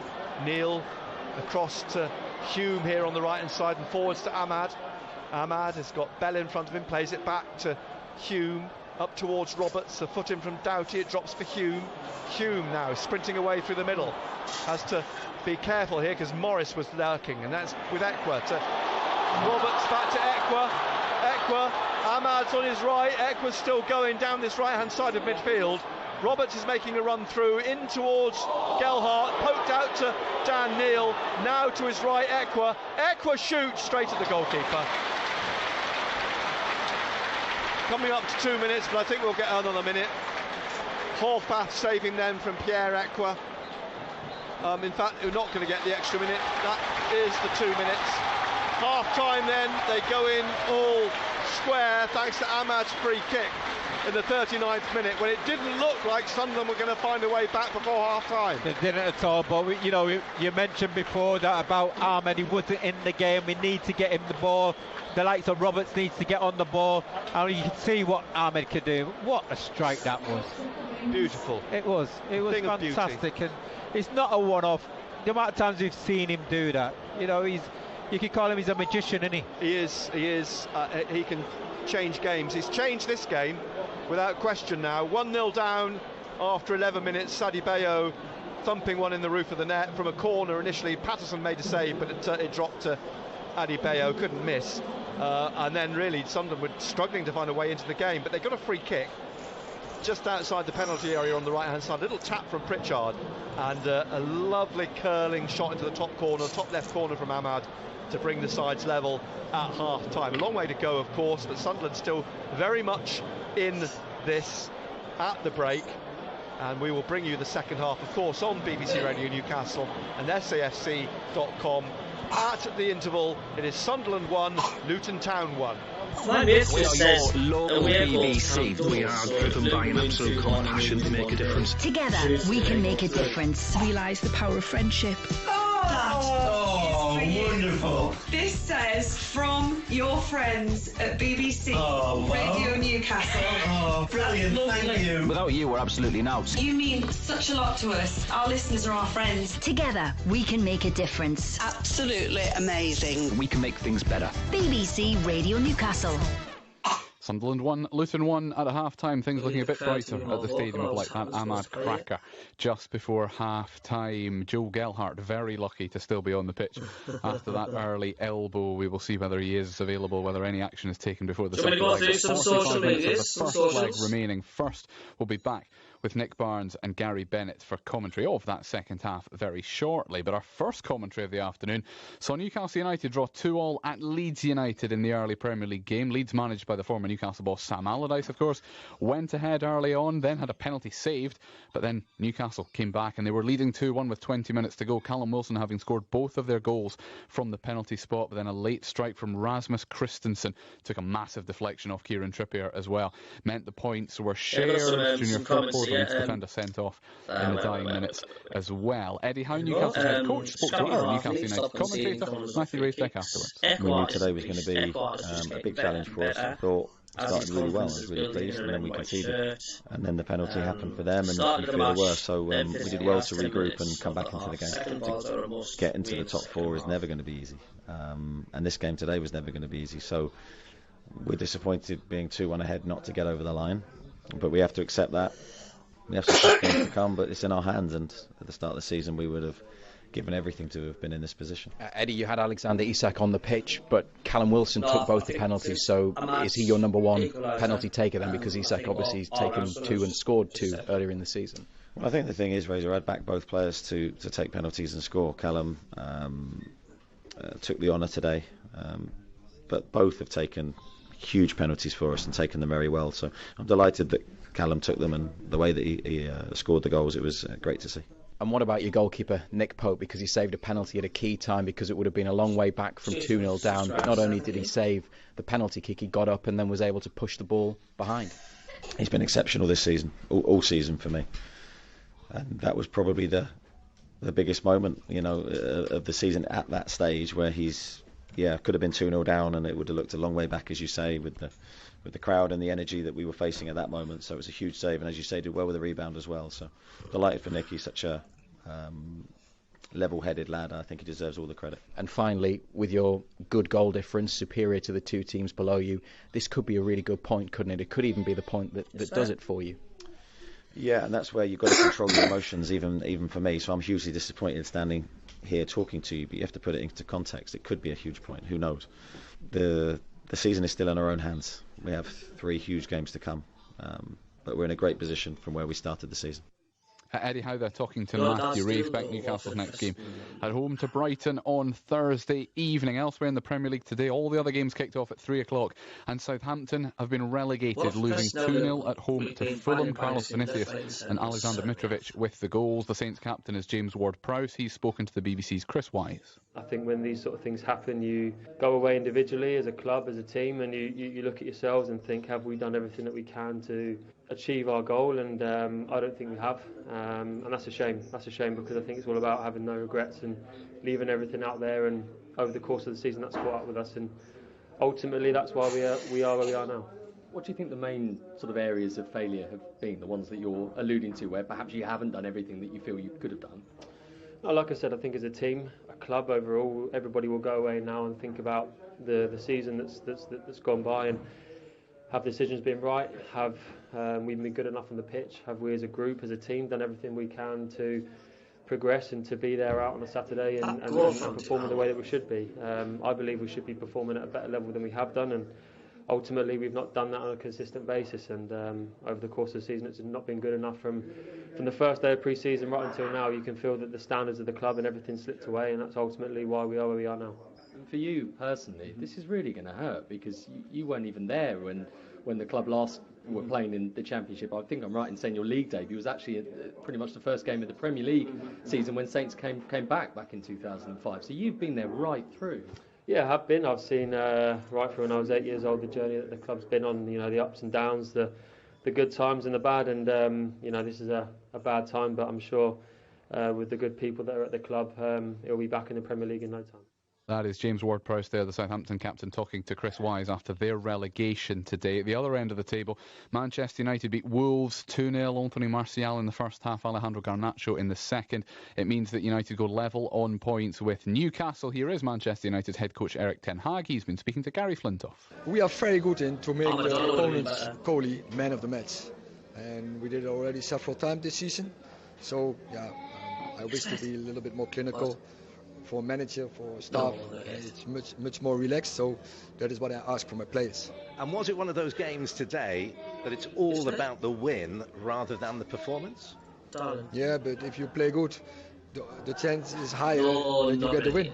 So you have to play well for get a result in. And I think we did quite well. Can always be better, I know that. It were also difficult circumstances. It was a hot day. I think the opponents struggle with it. They didn't concede, or they didn't create chances. And there's also a part where we were, again, well organized. And we create some chances. Yeah, we have to see how we improve our finishing. And just finally, are you a man who looks at the league table and studies all of that, or is it just about you and your team between now and the end of the season? It's not so important, the league table. I know we have everything in our hand, so focus on the games and don't look around, don't get distracted from a table. No, we have everything in our hands, but we have to win our games. As the Manchester United head coach Erik ten Hag there speaking to Gary Flintoff. Elsewhere, Aston Villa beat Spurs 2-1. Jacob Ramsby and Douglas Luiz with Aston Villa's goals. It means that Spurs cannot now make the top four. Newcastle United guaranteed fifth at worst. They will finish Newcastle in the top five this season. Nottingham Forest got a huge point in their relegation battle, drawing 2-2 with Chelsea. Taiwo Awoniyi scoring both of Forest's goals.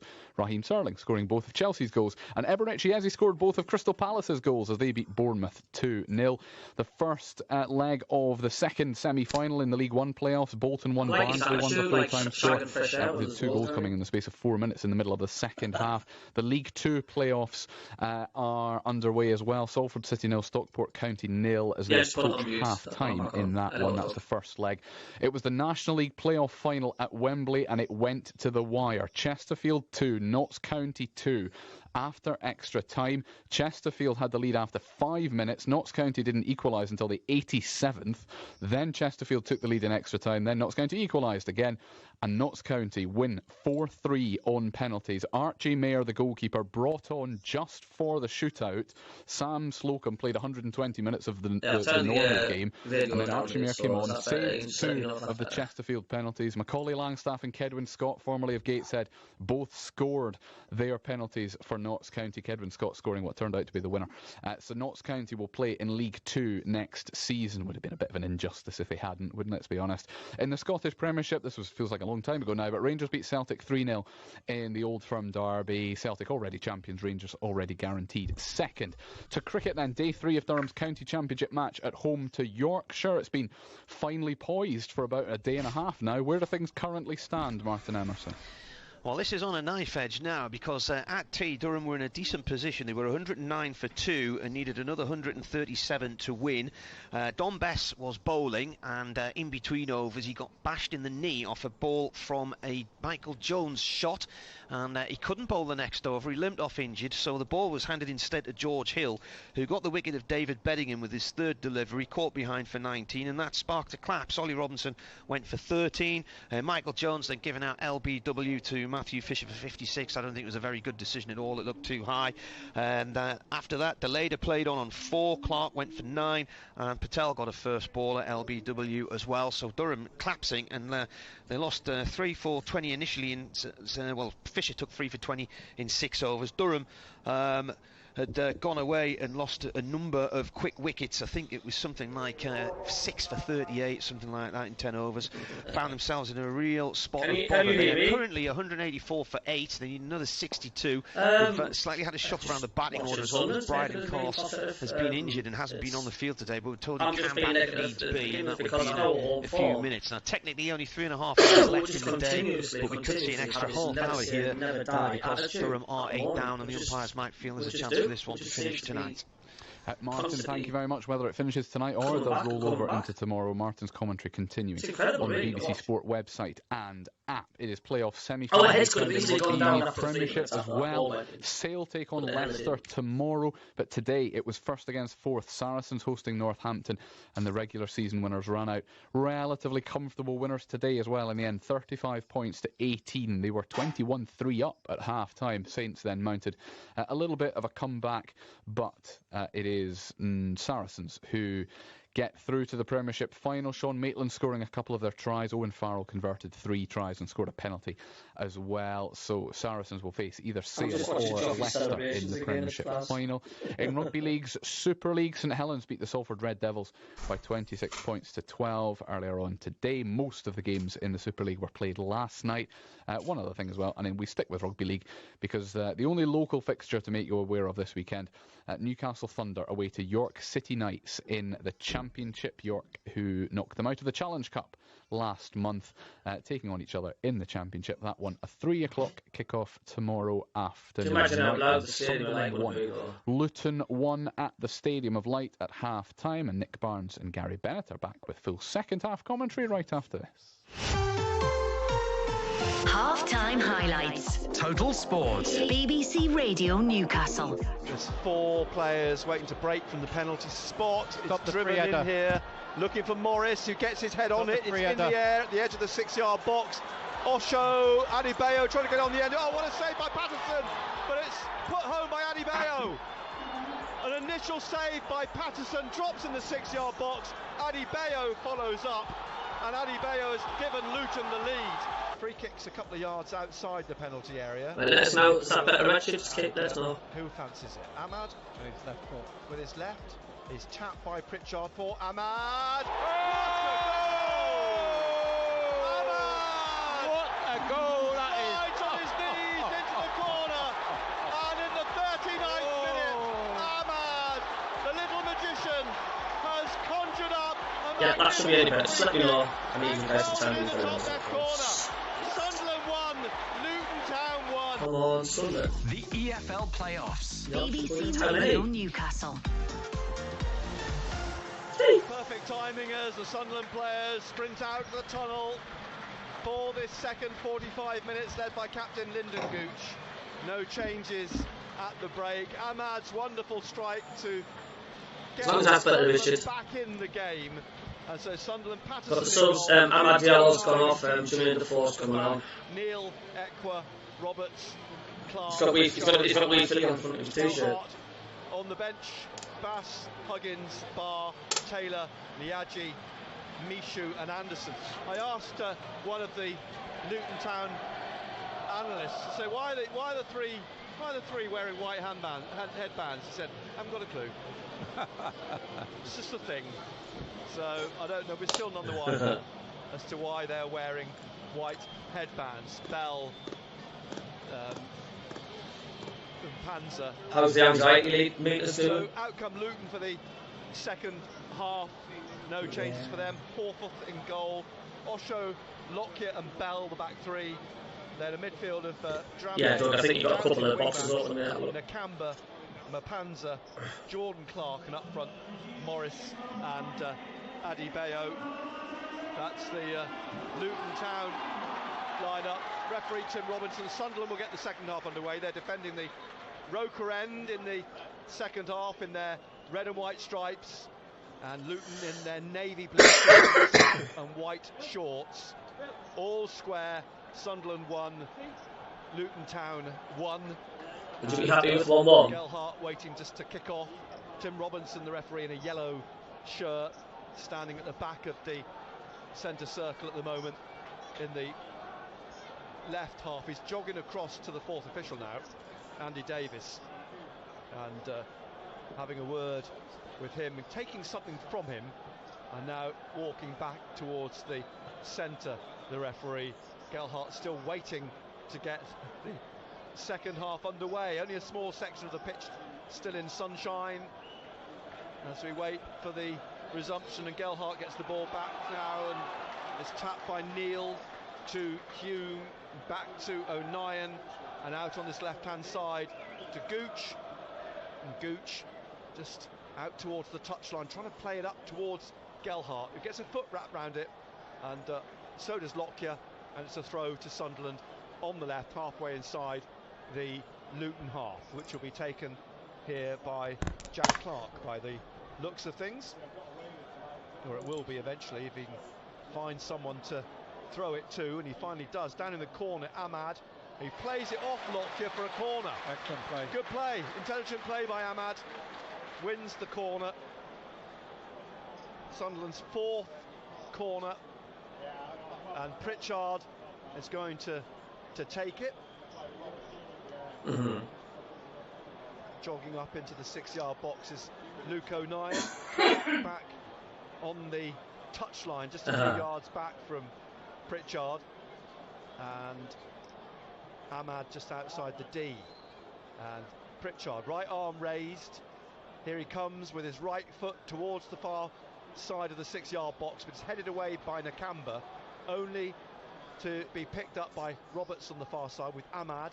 Ahmad now walking at Mpanza, plays it back out to Roberts, and Roberts slips it inside to Ahmad again, back to Roberts, little back heel to Ahmad, and he now has to try and find a way through, but plays it back to Roberts on the right, and Roberts, Ahmad's still there close to him, and Ahmad now with it again, back to Dan Neil, and Neil into the centre circle to Lyndon Gooch, who's lifted it away down the right, looking for Ahmad, and it's headed out to Roberts, a little bit too heavy a touch, which allows Bell to get away with the ball, and keeps it in, tries to clear it, it comes back at them, and Panzer knocks it down to Pritchard. I think, was that a pass? Was it a shot? Neither one nor the other, but he's won back the ball here. Pritchard with a lovely little bit of skill. Down the right, squares it! Oh! Gelhardt puts it round the post. Should he have scored? Should have scored. He should have beaten the target. It's a great chance. Great play again by Pritchard. It was a great opportunity. Pritchard did the hard work, pulled it back for Gelhardt, who's swept it round the post. Still 1-1. Here's Drame inside to Nakamba, back to Osho, into the middle to Lockyer, drives this away down the left wing, headed back by Doughty to Mpanza, and plays that back to Lockyer.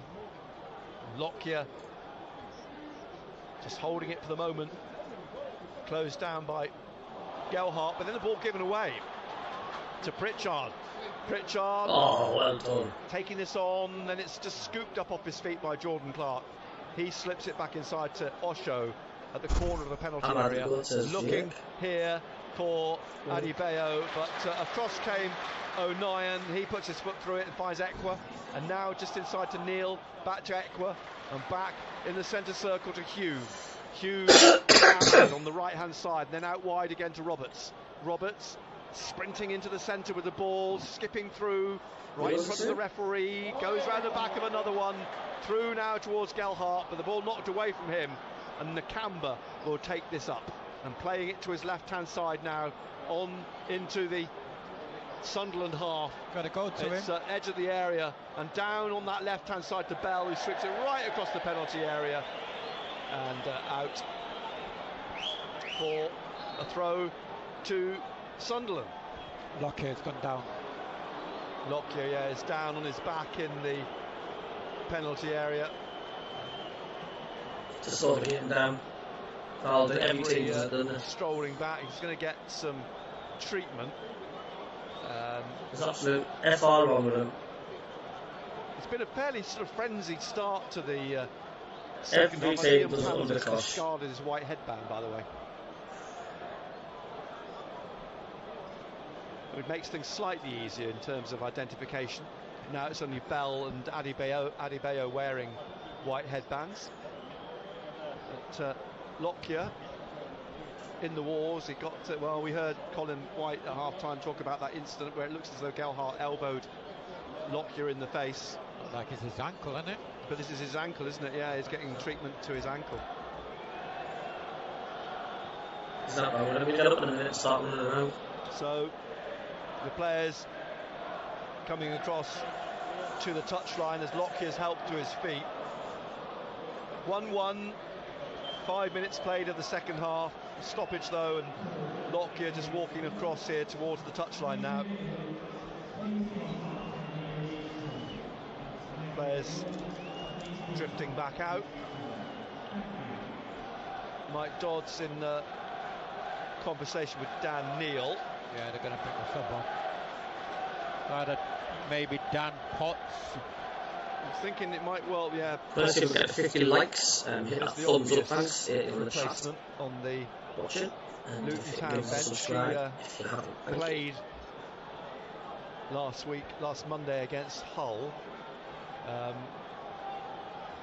Lockyer is off the pitch and still seems to be getting some treatment, so not wholly convinced it's coming off. But here's Patterson to pass the ball out to the right hand side to Hume, back into the middle to Neil. Lockyer's coming back on, and out then to Ahmad on the right hand side. Ahmad back behind him to Hume, inside to Neil. Away from Adebayo. Well, it's the tactic of getting the pendulum to swing back Ahmad, a little bit their favour. Roberts back to every team does Hume on the right hand side. Every team does forwards again. Roberts just inside the Luton half, back to Hume. And inside like two to boxes Neil. going for a hell of a Neil across here to Gooch. Keeps hugging on and hugging on, so Still inside the Sunderland half. Then down the line to Clark. Trying to get away from Drame, plays it back to Lyndon Gooch. Gooch looking for Pritchard, little flick out to Gelhardt. He's done well. In the end, he actually passed it out, but he was just off balance when he did. He had done well to try and hold off Osho. And Drame will have this throw for Luton Town. Just by Tony Mowbray, just in front of him. Referee urging Drame to get on with it. Headed on by Adebayo, looking for Morris, but put back to Patterson by O'Nien.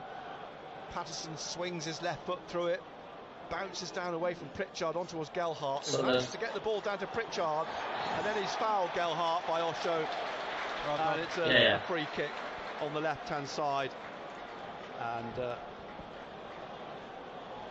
on halfway. 1-1 still in this second half. Here at the Stadium live on BBC Radio Newcastle.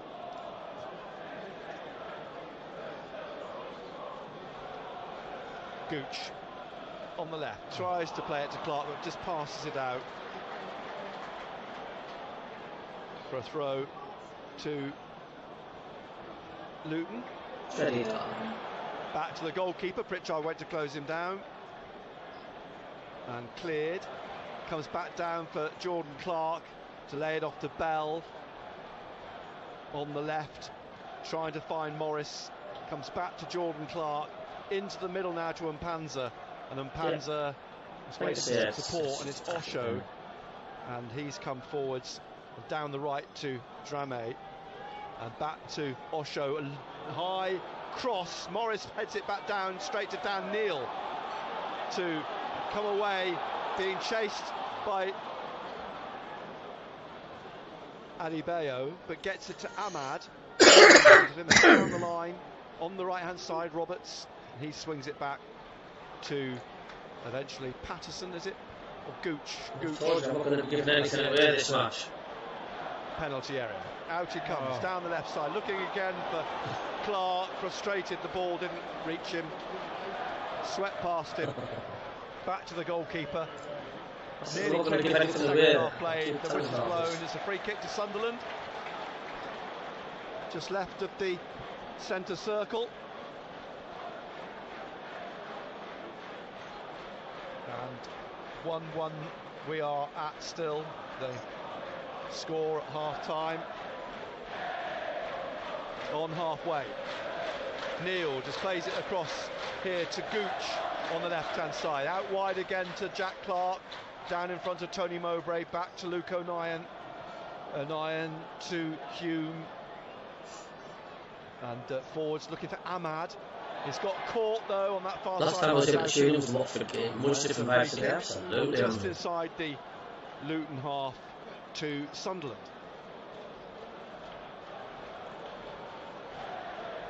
That injury to Lockyer has actually stopped the momentum that Sunderland had. It's broken the game up now, isn't it? Quickly taken short free kick and then a little back heel from Ahmad. Hume back to O'Nien. Across here to Gooch on the left-hand side. Gooch looks up, looking to play it down the left for Gelhardt to chase. Let it drop over the shoulder of Lockyer, or Lockyer let it drop over his shoulder. And it's gone back to Ethan Horvath, the American international goalkeeper on loan from Nottingham Forest. And he is going to kick this high in the air, up over halfway. An eye on it, O'Nien, he gets it down to Ekwah, who stabs it out to Clark, and back to Ekwah. Ekwah now being closed down by Jordan Clark, gets it to Jack Clark, and Jack Clark plays it back to Lyndon Gooch here on the left in the Sunderland half. And now to Neil, behind him O'Nien, across to Patterson at the edge of his area, plays it out to Hume. Hume. 1-1 fair result so far, you think? It's blocked by Panzer. Hume sprints back, and Panzer goes after him, but Hume will bring this back, and then with his left curls it away up towards Gelhardt at the back of the centre circle, but it drops for Jordan Clark, looking for Morris. Morris now to the right, Dramé, Gooch in front of him, tries to pass it in and plays it behind for a goal kick. No, I was just a bit of 1-1 if it stays actually, because I'm just not how good it'll be. The 56th minute, Sunderland 1, Luton Town 1. O'Nien on the ball at the moment inside the Sunderland penalty area, passes it out to Ekwah. Ekwah to Hume wide and back to O'Nien, and O'Nien at the edge of the Sunderland penalty area. He will play it back out to Hume in that shaft of sunlight down that far side of the pitch from halfway. It comes back to Hume, plays up to the halfway line though. Bell though gets it for Luton and wins a foul, a free kick for a foul by Gelhardt. It's lost its rhythm a little bit the game. It has, it's ever since that Lockyer incident. Here is Osho, just inside the Sunderland half, out to Dramé, back to Osho. The last 4 meetings between these two teams has ended 1-1. It's 1-1 at the moment. Here is Lockyer again in the centre circle, on the halfway line, and plays it up through the middle, looking for Morris, and Morris plays it to his left to Doughty. Doughty looking to get it through to Adebayo, but cut out. Nice. Pass, cut out by O'Nien, looking for Pritchard, and Osho whipped in front of him. Doughty has it now on the left of midfield, and Doughty just lays it off to Jordan Clark. Down the line to Morris. Morris trying to come in on the left of the penalty area. In he goes, down he goes. Under a challenge from O'Nien, but went down far too easily. Referee took a look at it, and play carries on as it's played out to Pritchard on the right hand side. He tried to slip it forwards, but he's fouled on the far side by Bell. Nice. There's another free kick, and Morris rolling around a lot. The referee's going back to see what the issue is.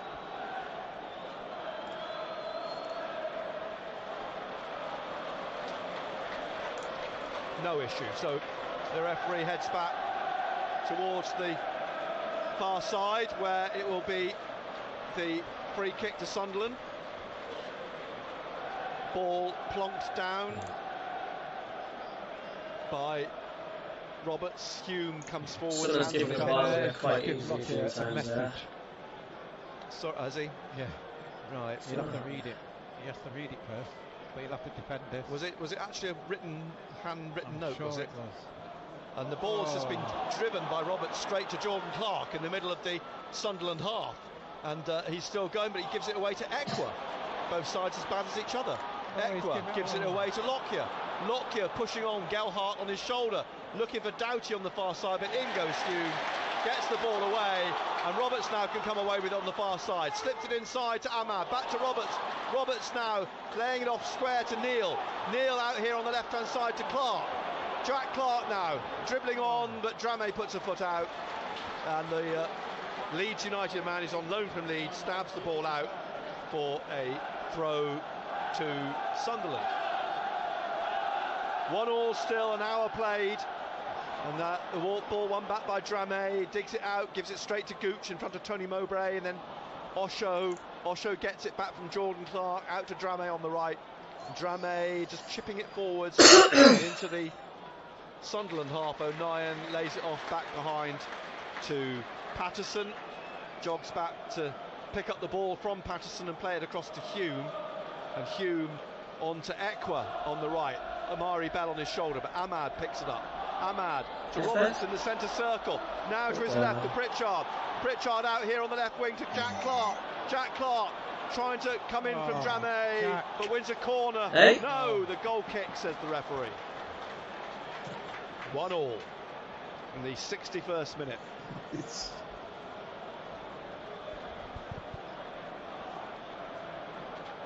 And certainly, if it were to end 1-1, there'd be no complaints from Sunderland to go to Kenilworth Road in that situation. Not at all.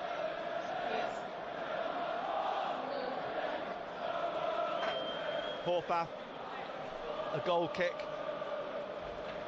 The players pretty much spread out across the halfway line. Horvath's kick up through the middle. Roberts, and goes Adebayo. It comes down away from Mpanza, headed by Hume to Ekwah, and across to Roberts on the far side. Roberts up to the halfway line, dribbling on Adebayo in front of him. Roberts still going with Ahmad's made a little run, but Roberts is gone. Roberts still with us. Roberts running on here. Roberts on his left, and he's dragged his shot just wide of the post, but off the foot of a defender. And it's a corner to Sunderland. That's what we want to see, a lot more of that. Pritchard then to take this corner. Jack Clark's down there on the touchline. Get in! Get in! And Gelhardt in the 6-yard box. Ekwah on the penalty spot.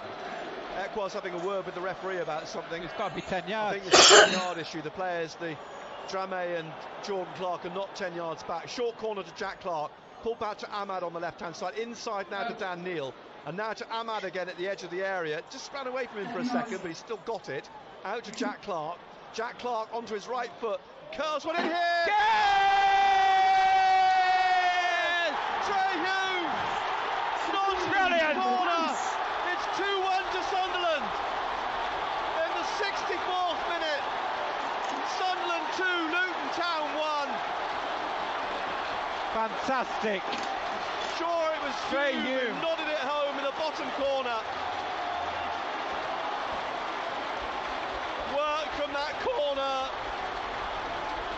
And Trey Hume just dipped his head and nodded it past Horvath. There's confirmation it was Hume. God help it, I've got Sunderland in my veins. Good bowling by Clark, and that's what he's capable of. And he does frustrate you, but he can get opportunities. He can make opportunities happen. So Sunderland now in the driving seat. Oh, someone's run on the pitch. Oh, the supporters on the pitch. Come on, get off, get off, get off. Goes on his knees, trips up, being chased by the steward off. And then caught, nearly caught, then gets away again. And still chased away down this left touchline. And then, the steward swings a leg at him. And he's still loose. On his knees again. His evening's over. And I don't think he'll be watching football here for a while. Why was he doing that? Why has he done that for? Crazy.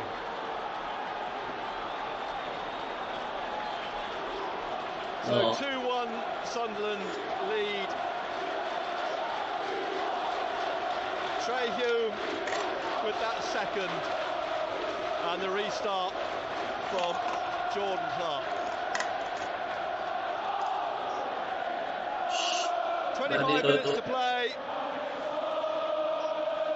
and Sunderland are now in the driving seat as Ahmad trying to get forwards here. Lockyer's got the ball from him and then nearly gives it back to Ahmad, and then it's scooped out off Bell by Pritchard. Who scored the second goal, says Ahmad? Try you. Fantastic reaction by Sunderland.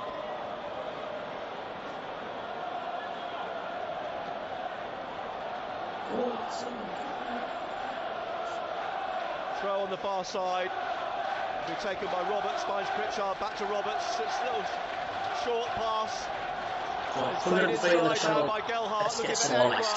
Foul by Adebayo. And Ahmad will fancy his chances again with a free kick. Just a yard further out than last time. But distance will be no... I'll tell you what, one thing for sure. Yeah. The goalkeeper doesn't like the sight of this. Sunderland 2, Luton Town 1. Ahmad, Pritchard, they're all fancy a chance here. Gooch comes across for a word.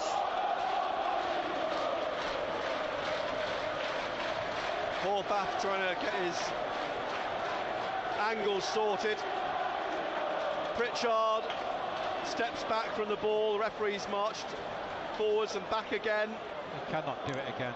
And Pritchard cracked. We should do a Peterborough here, we should like pile into these. Then a point towards the wall from Pritchard. Here he comes. Leaves it for Ahmad.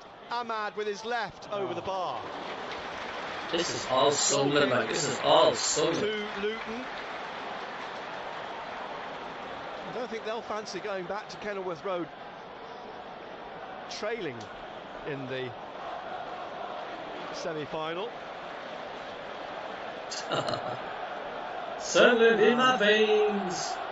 A kick from Horfa, headed on by Morris, but he'll go back to Patterson, who gets it out quickly.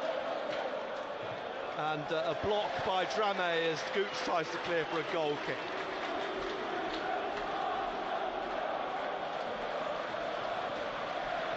(2-1) then to Sunderland. Patterson places the ball in the middle of his 6-yard line. Leaves it for O'Nien to bring it out. Up to Ahmad. Ahmad, bell on his shoulder. Ahmad. It's just kicked off as I was watching. To Gooch and then on to Jack Clark, looking for Gelhardt, who taps it out to Pritchard. They're just getting off the tables. Off Osho back into the Luton penalty area. Runs away from Gelhardt. It's rolled out to Mpanza. Or into Darson carry a pigeon down there. Osho, who drives it up into the Sunderland half, and Hume heads it on. Out to Pritchard. Pritchard has just a bit too much for Gelhardt to get on the end of it. And it's rolled out by Horfath again to Tom Lockyer.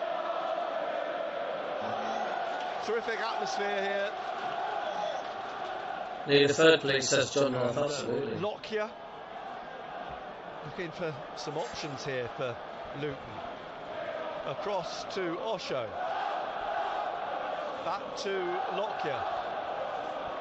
And Lockyer short forwards to Nakamba. Marvellous Nakamba. It's not so marvellous for Luton at the moment. As he tries to get it forwards, out it goes, straight out for a throw. The assistant took a few seconds to make a decision, but it's a Sunderland throw on the far side. It'll be taken by the scorer of Sunderland, Trey Hume. His second goal of the season. He's halfway inside. That's what happens when you knock on the manager's door. It does, yeah. The door opens for you. And Hume has it again here on the right. He's just clipped, was he? Yeah, free kick to Sunderland. Who, with a makeshift defence, are leading the team that finished third in the championship. I'm dying for the piss, but I cannot leave to go to the toilet. Ekwah from the free kick. Up through the middle. He's having to work for this, and in the end it's Nakamba who gets a foot to it, but it drives it over to Jack Clark. Jack Clark skips past Drame into the penalty area, and Drame gets a foot to it. It's a corner.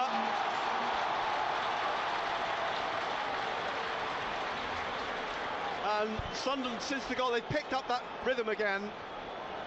They have a sixth corner now at the north end.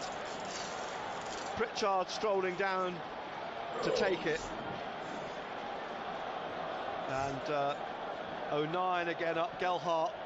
And it's short again to Jack Clark. Jack Clark with his right foot in towards the far post. Headed out, only to Ekwah. He took his time to drive a shot in, and it's blocked. And Neil trying to lob one in, and it's got just round the angle. Ekwah, if he'd hit that first time, may have had a chance. Yeah. I tell you what, he's put a shift in, Ekwah. Yeah. You know, he's developed, and you're looking at him, and maybe a little bit of fatigue kicking in now. Do you make that substitution and bring Mishu on? Because if you bring him on, you lose a little bit of height, don't you? Yes, you do. And I'm tempted to say just keep going, as Ahmad is keeping going here, but the pass from Pritchard might be a bit too heavy. Drame gets in front of Ahmad and finally turns. And I think what we should do is we should stop the streams and switch over to now halfway to Adebayo, but Gooch whips in. Ekwah plays it back to Hume, and now looking for Roberts down that right-hand side. Bell's is taken, the ball bounces out for a throw. Substitution. And now a substitution for Luton. for bringing on Fred Onyedinma. Onyedinma, yeah. Would you be disappointed if it was 2-2 then? Will this be drama? Yeah, it's a straight swap. Fred Onyedinma coming on in the 77th minute. Sorry, the 72nd minute. First change of the evening. Throw to Luton on the far side. So Bell with the throw, looking for Adebayo, gets a foot on it. It's come inside though from Hume, back to Osho, and out here to Onyedinma for his first couple of touches. One touch up down the right wing, looking for Jordan Clark, but in went Gooch. And smashes the ball out for a throw to Luton. Great challenge that by Lyndon Gooch. And this throw, Onyedinma will take it on halfway, on the right-hand side. Sunderland leading 2-1. We're live on BBC Radio Newcastle. Onyedinma finally takes the throw into Lockyer. Heading it on. Looking good, but I'm not saying anything until the fat lady sings. Ahmad's down into it. Headed back again by Gelhart's trying to get on the end of it, but Onyedinma finds it, but only finds Ahmad. And now to Hume.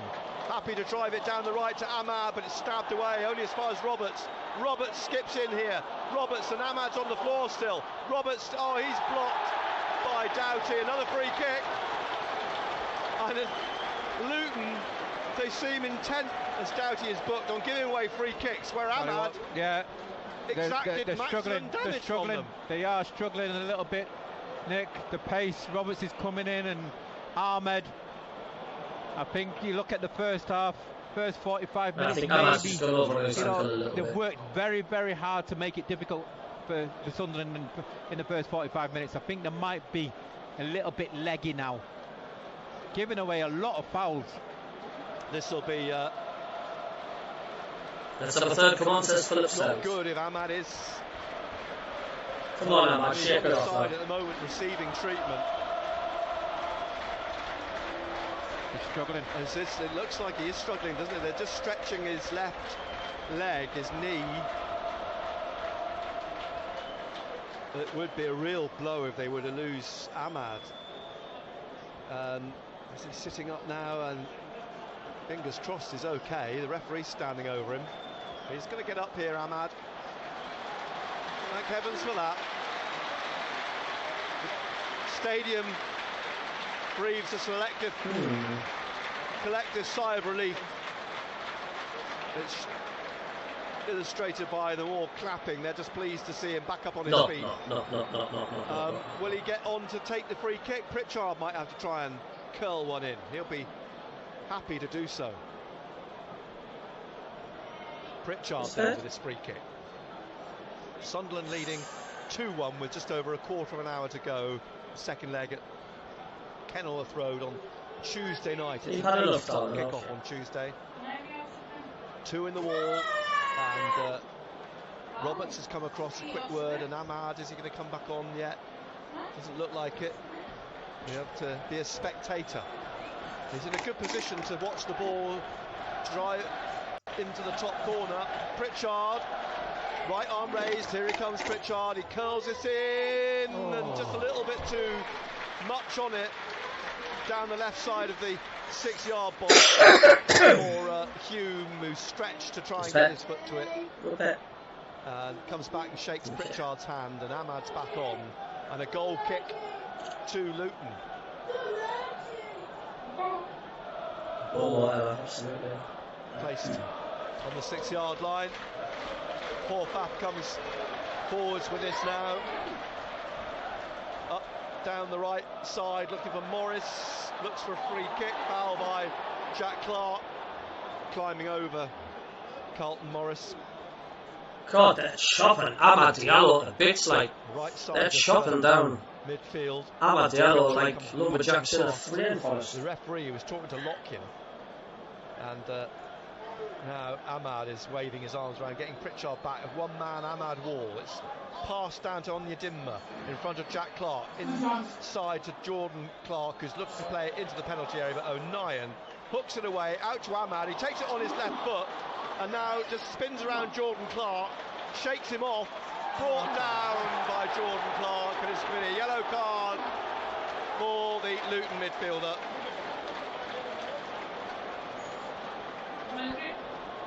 As we head into the final 15 minutes of the game. 2-1 Sunderland lead. Jack Clark. How's that not a foul on Jack Clark now? Who taps it to Jack Clark on this left-hand side. Then away he comes, and Jordan Clark's also Nakamba.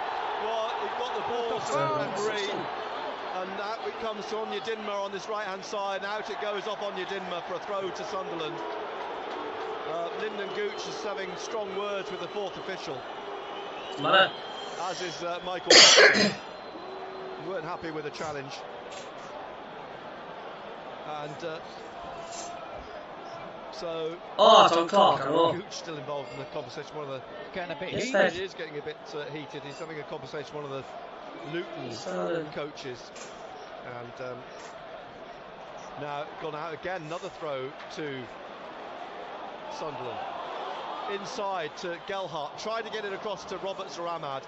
Back up into the centre circle. Morris has been penalised. Quick free kick from Hume to Pritchard. Back to Hume. There's no letting up from Sunderland. Inside to Ahmad. Back out to Roberts. Just inside the Luton half.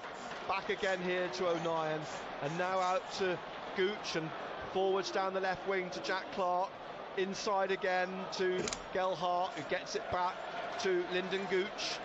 And Gooch down this left-hand side in the Luton half, trying to get it through to Jack Clark, which he's done. He wrestled his way out of a challenge, and then a block by Lockyer, which came off Jack Clark. It's a goal kick. Come on, guys, hit the thumbs up if you can. I think Luton knows to be in the game this second half. We've got another substitution now. It's going to be Luke Berry in it. It is Luke Berry. Yeah, Luke Berry for Jordan Clark.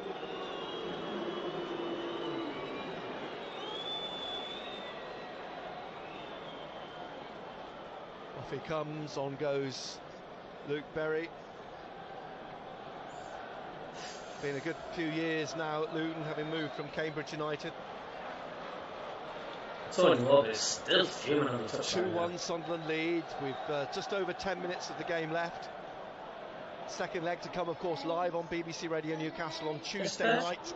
As Carlton Morris tries one from 30 yards, over it goes. And Patterson has really had nothing to do in the second half so far. But, Roberts is down. Roberts is down. Sitting over on the far side. Struggling, isn't he? Huggins is coming there's going to be a change. Huggins. I think it's going to be Huggins. I think it probably is. Such a short. Huggins is coming on. Huggins is coming on. Roberts getting treatment. A while since we've seen Noel Huggins, a sort of stop-start season for him. He's just Patrick Roberts off, now Huggins on as the subs. Now down below us, just see the game out. To take a 2-1 lead to Luton is beyond, I think, beyond expectations. The talk beforehand was it'd be great to go down there with maybe a draw or only one behind, but they're 2-1 in front. Rob's getting a standing ovation, Roberts. Change. Huggins, isn't it? It is, yeah, it is Huggins. I've got a mouth like yes, I have Roberts Huggins comes on with 10 minutes to play. Well, it's nice. Where did we get Huggins from Leeds again? The season he's had. On he comes. Yes, darling. Sprints across to the far side. So he'll take up a position as right back. Hume and O'Nien, the two centres. It's back. It's gone to We're passing the ball about at the back now, hasn't he? Or he will do. I think Huggins will just play wing back. He's playing a wing back, you think, still? 46,060 the attendance this evening. Brilliant. There's the ball in the Sunderland penalty area. A block. Great block. By Huggins. Out it was by Hume, sorry, out it comes, and Hume will get it back again here on the edge of the penalty area from Adebayo. He passes it away from him, and Neil out to Huggins, and back inside to Dan Neil in the Luton half, and he leaves it Ahmad inside to Ekwah, and Ekwah back out to Ahmad. Ahmad swings it across here now to Lyndon Gooch. Gooch motoring on down the left side of central midfield, trying to pass it to Gelhardt, back to goal in the D, plays it out again here to Gooch. Clark just behind him, and Gooch now back behind him to Pritchard, out wide to Jack Clark. Clark back again to Lyndon Gooch on the left, a few yards in from touch, inside to Gelhardt. Gelhardt back to Dan Neil, and back on halfway to Luke O'Nien. Forwards here, Ekwah just skips past the referee and turns, and they'll play it back to Lyndon Gooch. And Gooch now looking at getting a yellow card for simulating a penalty. Pritchard back to Gelhardt, finds Pritchard again. Pritchard at the edge of the area, runs into Onyedinma, and Lockyer gets it clear. Pritchard's flat out. Ekwah's picked it up though in midfield. Pritchard picks himself up. Gelhardt now is tackled, and it will be played out only as far as Ahmad. Oh, a lovely little bit of skill from him. Now still going through to the edge of the area, gets it back. Ahmad goes down, three go away, and Ahmad will be booked for diving. Bad decision by the referee, unfortunately. Ahmad booked for the dive. Went down a tad too easily. How many challenges are going in from Luton Town and they yellow cards here? He's trying to save Trip, but thanks, Ian. Again, some mesmerising football in that little move. Lovely footballer to watch. When he's in full flow. He is like a something out the circus. Sunderland 2, Luton Town 1. We're in the 80. No, I think he lost his balance. 4th minute. As Pritchard tries to get the ball forwards, blocked by Osho. Another free kick. I think Luton have been frustrated in this second half. It's not gone anywhere near their own way as it did in the first half. And I mean, if Sunderland were to score a third, that would really be something to take to Kenilworth Road. Gooch. Still time yet though, just takes a second to score. Nearly comes out for him, and in the just end takes a second. Football is a strange game. It's a throw because it came off Clark for that's Millwall fans. And it's left for Wigan to take. Now Luton sort of caught between a rock and a hard place here. Do they go for it, or do they say, right, look, 2-1, that's manageable? Because if we go for it and we get still spitting chickens ourselves in an almost impossible position. As the ball comes back here to Patterson, and Patterson plays it out on the left to Gooch, closed down by Adebayo, but Gooch happy to slip it inside to Ekwah, forwards to Clark, little back heel for Pritchard, but Osho knocks it out. Throw to Sunderland, just back inside their own half on the left. 5 minutes to play, plus of course added time. Nobody's leaving. We've gotten to the main. Forwards to Gooch. Gooch getting it inside here now to, well, Nakamba's won it, but Ekwah's on his case, and Nakamba's having trouble here to get away from Ekwah. He finally does, but gives the ball away to Huggins, into Ekwah. Now Ahmad up towards the edge of the area looking for Pritchard, but he slipped it inside. Here we go, he's on the tactic line. Luton Town. Up here now. Luton Town player on the floor. Oh, he's given a foul, says the referee. So Luton's going to hold up player here for about 3 minutes, I'd say. He's on the floor, on the right, almost stretching both his feet, and then bringing us. Gets it back again, and then to Onyedinma, back to Osho, and into the middle to Lockyer. Lockyer Then what a substitution, what another substitution. More tactics from Luton Town. Yeah, they've got a player down over on the far side, just at the edge of the centre circle. Actually, I think it's Doughty, isn't it? Doughty, that's who it is. It's got cramp, I think. But they've certainly been in a game, Luton, this second half. 2-1 Sunderland lead. They look like they've got the goal. Welcome, Mickey Graham, there, cheers. To Kenilworth Road on Tuesday night. On the channels, make a change here. Burke. It's Reece Burke, the whole City defender who's coming on. I guess Doughty's the player he's going to replace. In the 87th minute, a few instructions being fed to the players here. Doughty's the player who's going to be replaced.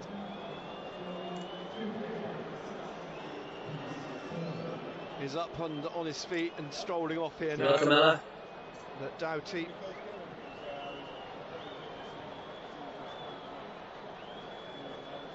Coming off the third substitution made by Rob Edwards. Tactics don't mean you playoffs, finals, courage, and this young team has lots of courage, absolutely. Jack Clark comes down and grabs the ball from the fourth official, throws it back down towards Horvath. He's really come on, like, he's like a bulldozer. And he will drive this on up into the Sunderland half. The key now is not to do anything silly, as Pritchard runs across towards Onyedinma and wins a throw. Excellent, Pritchard. Tell you what, he's put a shift in. Alex Pritchard, they all have. They all have, haven't they? I mean, there's to a man, they've really thrown themselves into this. I mean, they found themselves in an unimaginable position to be in the semi-finals of the Championship playoffs. As Gooch looks for Gelhardt with a throw, but it's played back by Burke to the goalkeeper, who kicks it out. Pritchard's down now, and there'll be another change because I think it's Barr, is getting ready down below us here. Pritchard sitting. They've got to put the ball out on the pitch, but Nakamba's still got it here. We put the ball out for you. And they're not going to put it out for Sunderland. They're not going to reciprocate. Thanks for having the game on, mate. Watching from Madrid. Welcome, Pat. Lockyer swings it David says, how the lads get one more in. Make it comfortable for us down London. Huggins, don't forget, Ahmad, hit that thumbs and hit the subscribe button to the channels if you have not. Thank you. Down again. Yes, Beth. Nakamba. Got push it forward. I'm going to get more subs, I think, in a minute. Stubbornly refusing to put the ball out, and Pritchard still on the deck, and Panzer to the edge of the area. Osho, who plays it straight. An average age of 23, playing playoff games to get to the Premier League, coming up from League One somewhere else. And it will be Barr, I think, who will come on for Pritchard, obviously. Hopefully it's just cramp. And Sunderland substitutes Alex Pritchard and Abdullah Barr coming on. I think there'll be a good, I'm guessing there'll be a good 4 or 5 minutes. 6 minutes at a time, 6 minutes at a time. Alex Pritchard, well, he's applauded, he's still sitting on the deck. Now he's helped up, and he will come off, and Barr is limping off. I hope it's not too bad.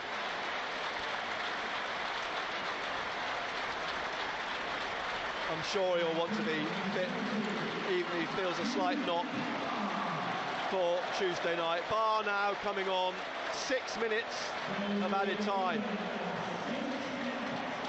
So Sunderland lead 2-1. There are 6 minutes to play. Referee has the ball at the feet of Patterson. He drops it for Sorry, it was Ekwah in midfield next season. He's barely had anything to do in the second half. Picks the ball up in front of Carlton Morris and rolls it out to Hume on the right side of the penalty area. Out to Huggins. Let's come back inside. Neil has to work for this. Well done, Morris goes to chase it down. done. O'Nien thumps it up to Gelhardt. Well, we're having into the first minute of the added 6, and Sunderland have a free kick deep in their half. That's tackled, and Berry has it and plays it out now to Onyedinma, but intercepted by Clark. A throw to Luton on the right, 5 minutes left. Sunderland 2, Luton Town 1. Nobody dares leave. Berry, back to Onyedinma. Nobody dares leave. Any sort of leaving the stadium now onto their head looking at. Bar fouled. Free kick to Sunderland. Left side of their penalty area. Gooch calls to Patterson. Keep the pressure on, we're going to score third. The I hope you're right there, Philip. Patterson then. Is that? Oh, it's dead. Moves the ball a few inches, throws it down again. And the players on this left-hand side, Dan Neil. We are, but we're not going right to the Huggins drive. to get back down into the centre circle. The ball kicked down Someone the needs left, to keep headed on right to the away end. by Burke. Another throw to Sunderland. Well done, Jack Clark. Just in front of Tony Mowbray. His sleeves rolled up. Lyndon Gooch is going to take the throw. Down the line it goes, and it's hooked away by Burke. It's in How are the lads? It's Saturday afternoon, we're going to go to the park. Leave Thompson. If we get a third against the roof, we'll just gets his head on it again. Just Barr trying to get on the end of it, but it's come back up to Carlton Morris, and Morris now loses it to Jack Clark. Onyedinma chasing him. Jack Clark still getting away, and then pushed over by Onyedinma. I think Jack Clark knew that was going to happen. Yeah. Clever. Sunderland needs to stay at 100%. Yeah, good work again by Jack Clark. Good energy. To Sunderland on the left.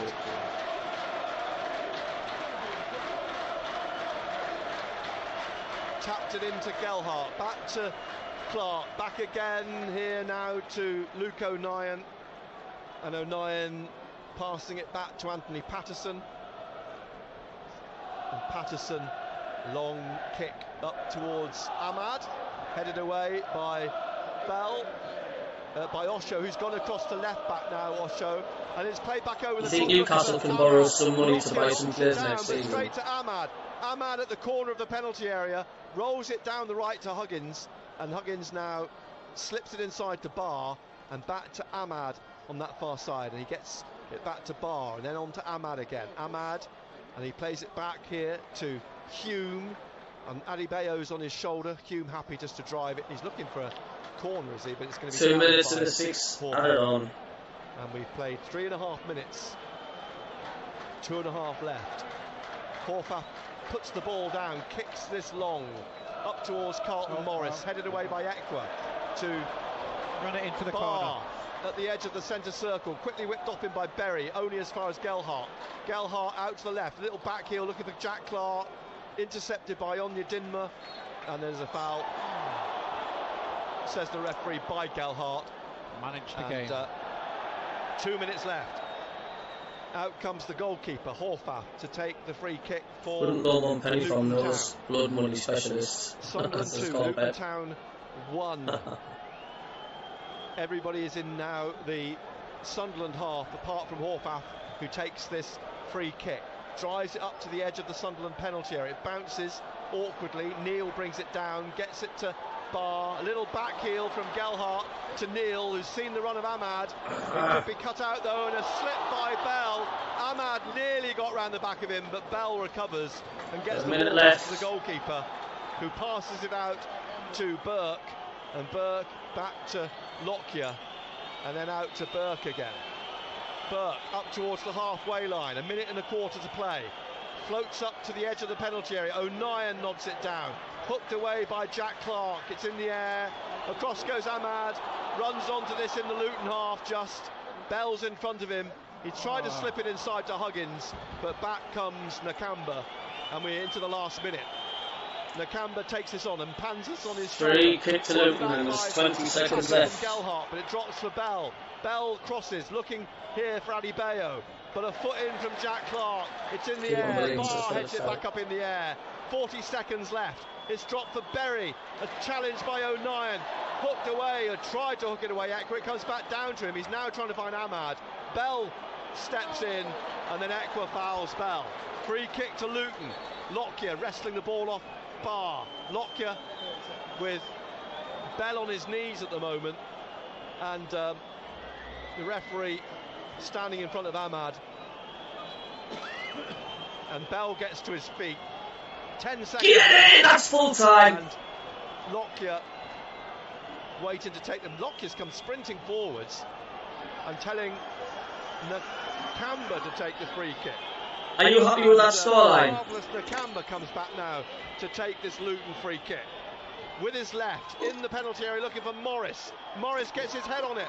It's down here at the edge of the area, and a great block by Gelhardt. It's in the air again. It's headed on by Lockyer, away towards the left-hand side, and there's the final whistle. It's all over. Great win. Ekwah is after the referee. Sunderland will take a goal advantage to Kenilworth Road. And it's been a stirring second half. It's been stirring since. I'll tell you what, that was a superb performance. With a wonderful free kick. Terrific free kick. Completely dominated that second half. Sunderland back in the game. And the second half, Luton Town really haven't known what hit them. They didn't. You've got to say Sunderland grew into the game, and you've got to say that was like Sunderland in that second half.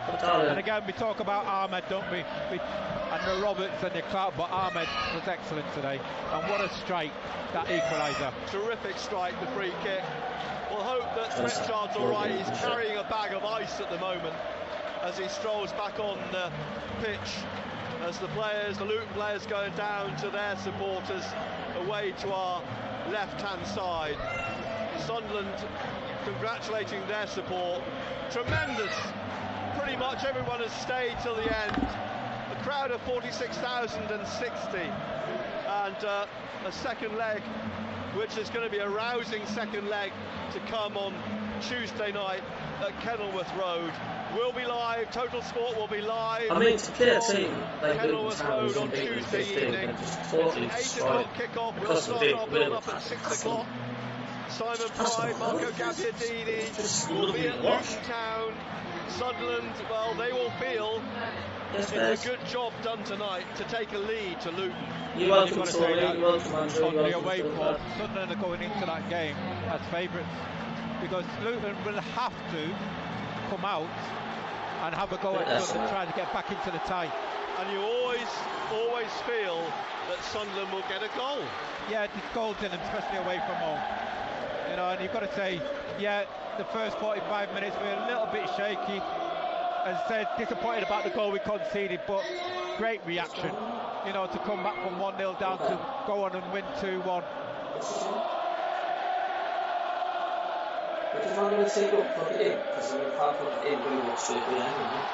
Well, there you go, an appropriate time to wrap this up tonight. Get rested, refueled, and go again on Tuesday. It's finished at the stadium. Sunderland 2, Luton Town 1. 4 players waiting to break from the penalty spot. Driven in here, looking for Morris, who gets his head on it. It's in the air at the edge of the 6-yard box. Osho, Adebayo trying to get on the end. Oh, what a save by Patterson! But it's put home by Adebayo. An initial save by Patterson, drops in the 6-yard box. Adebayo follows up, and Adebayo has given Luton the lead. Free kick's a couple of yards outside the penalty area in midfield. And who fancies it? Ahmad with his left foot. With his left, is tapped by Pritchard for Ahmad. What a goal that is! Right on his knees into the corner, and in the 39th minute, Ahmad, the little magician, has conjured up a magnificent free kick and curled it in the top left corner. I'll let Dark go first because that's all behind. Down 1. Out to Jack Clark. Jack Clark onto his right foot. I don't know, you'll have to last year, good for me. Take those next curtains. Brilliant! It's 2-1 to Sunderland. In the 64th minute. Sunderland 2, Luton Town 1. The EFL Playoffs. BBC Radio Newcastle. Wow.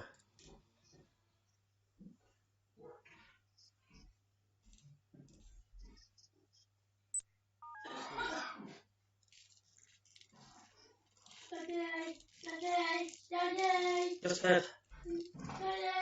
I'm not, darling. Come on.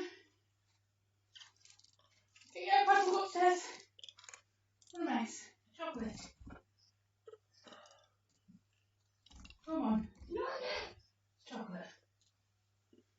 You're asking me what did I think of the performance today? I mean, well, I mean, it's just exactly the same as what the, you know, I was listening to like Talk Sport, what experience Jacobs and Alan Brazil and all that, they were all saying, basically, I'll tell you what, just put us on mute a second until my daughter goes upstairs, because just put us on mute a second now to carry on.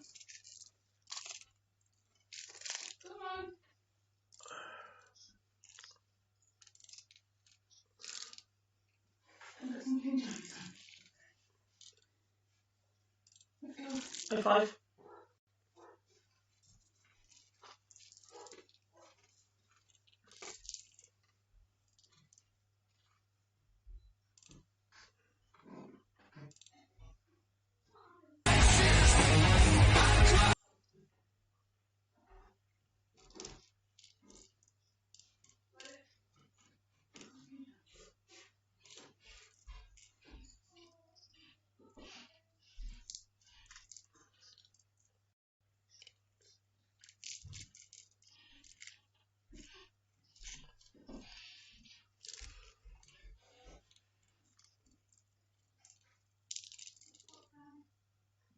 Two pops. Yeah, I'm here now, yeah.